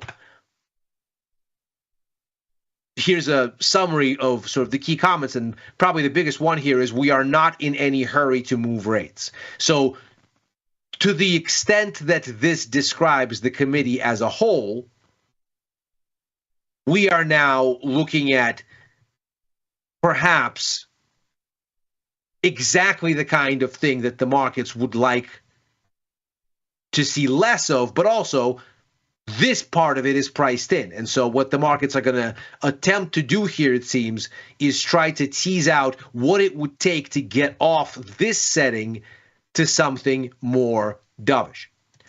We see that the Fed already expects that the tariffs tend to bring down growth, tend to bring inflation up.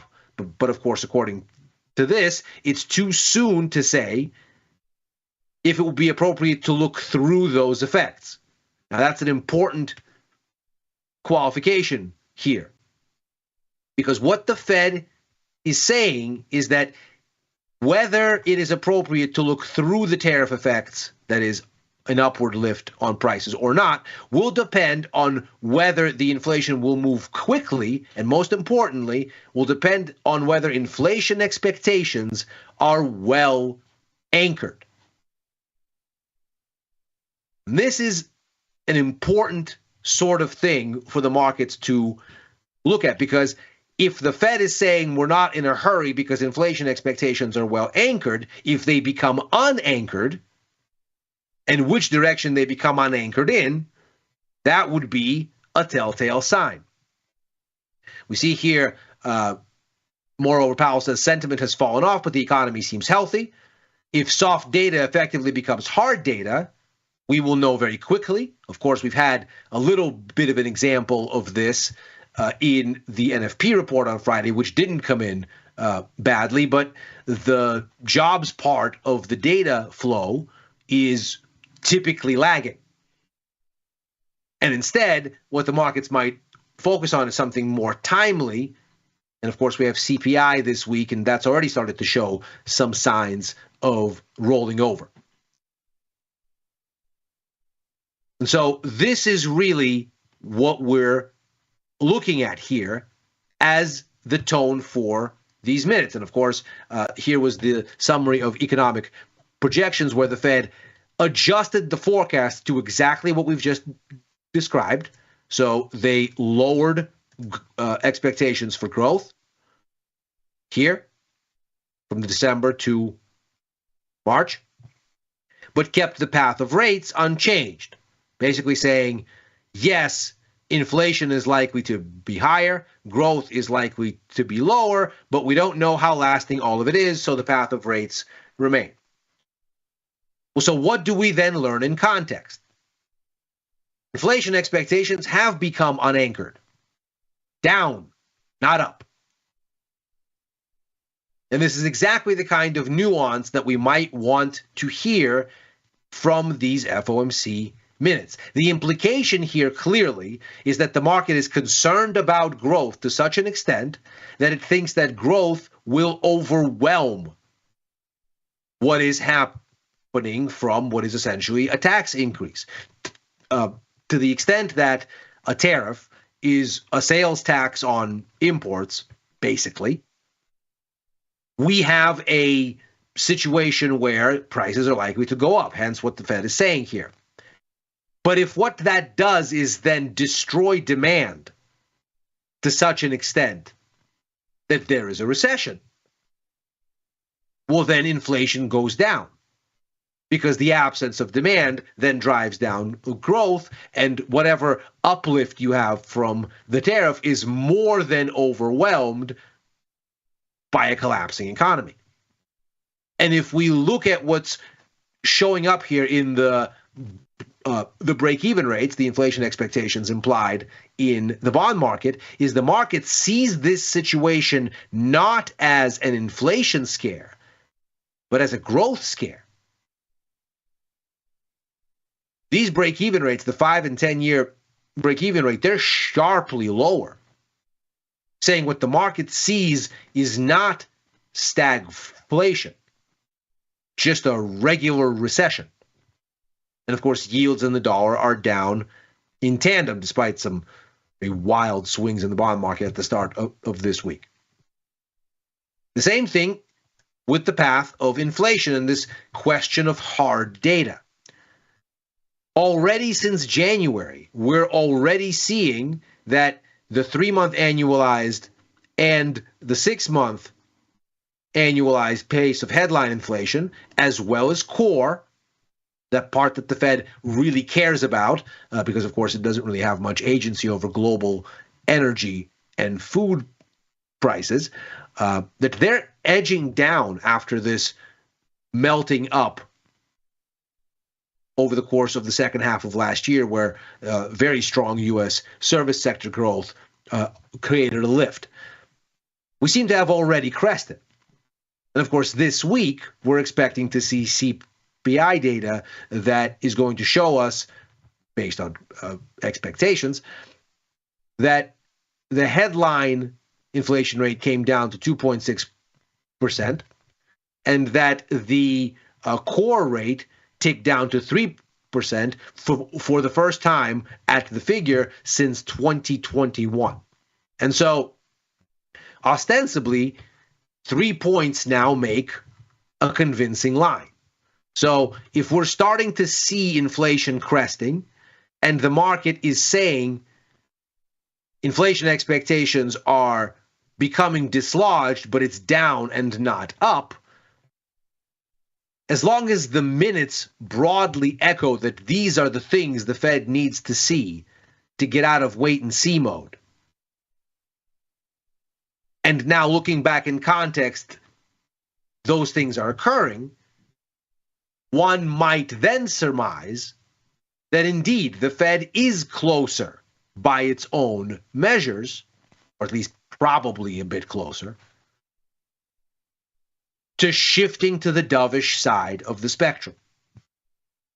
And then perhaps indeed rate cuts as soon as May, which is what, again, we're starting to look at here, that in fact that does make sense. Then, of course, comes the crucial question. If in fact that is what happens, do the markets find relief? We've, of course, seen that the markets are able to rally even in deep recessions, as long as the prospect of Fed assistance is on the menu. We saw this in spades, of course, during COVID, when the Fed announced, having learned its lessons from releasing stimulus in small doses and in defined ones after the 2008 collapse, that this time they were going to say unlimited QE, and it'll work until we deem it done. Just the very saying of that helped the markets to find a bottom. And then ultimately the provision of stimulus ended up being much more short-lived. Between March and August was really the extent of everything that needed to happen to convince the markets that the Fed would credibly prevent some sort of a credit seizing up situation. And sentiment bottomed right there. So if the markets walk away from these minutes with at least the sense that perhaps already next month the Fed will be prepared to ride to the rescue, a sense of relief might be the next step. And that need not mean that the recession isn't coming, and of course doesn't imply that whatsoever. There's nothing that the Fed can do or say on that kind of a time frame to spook GDP back in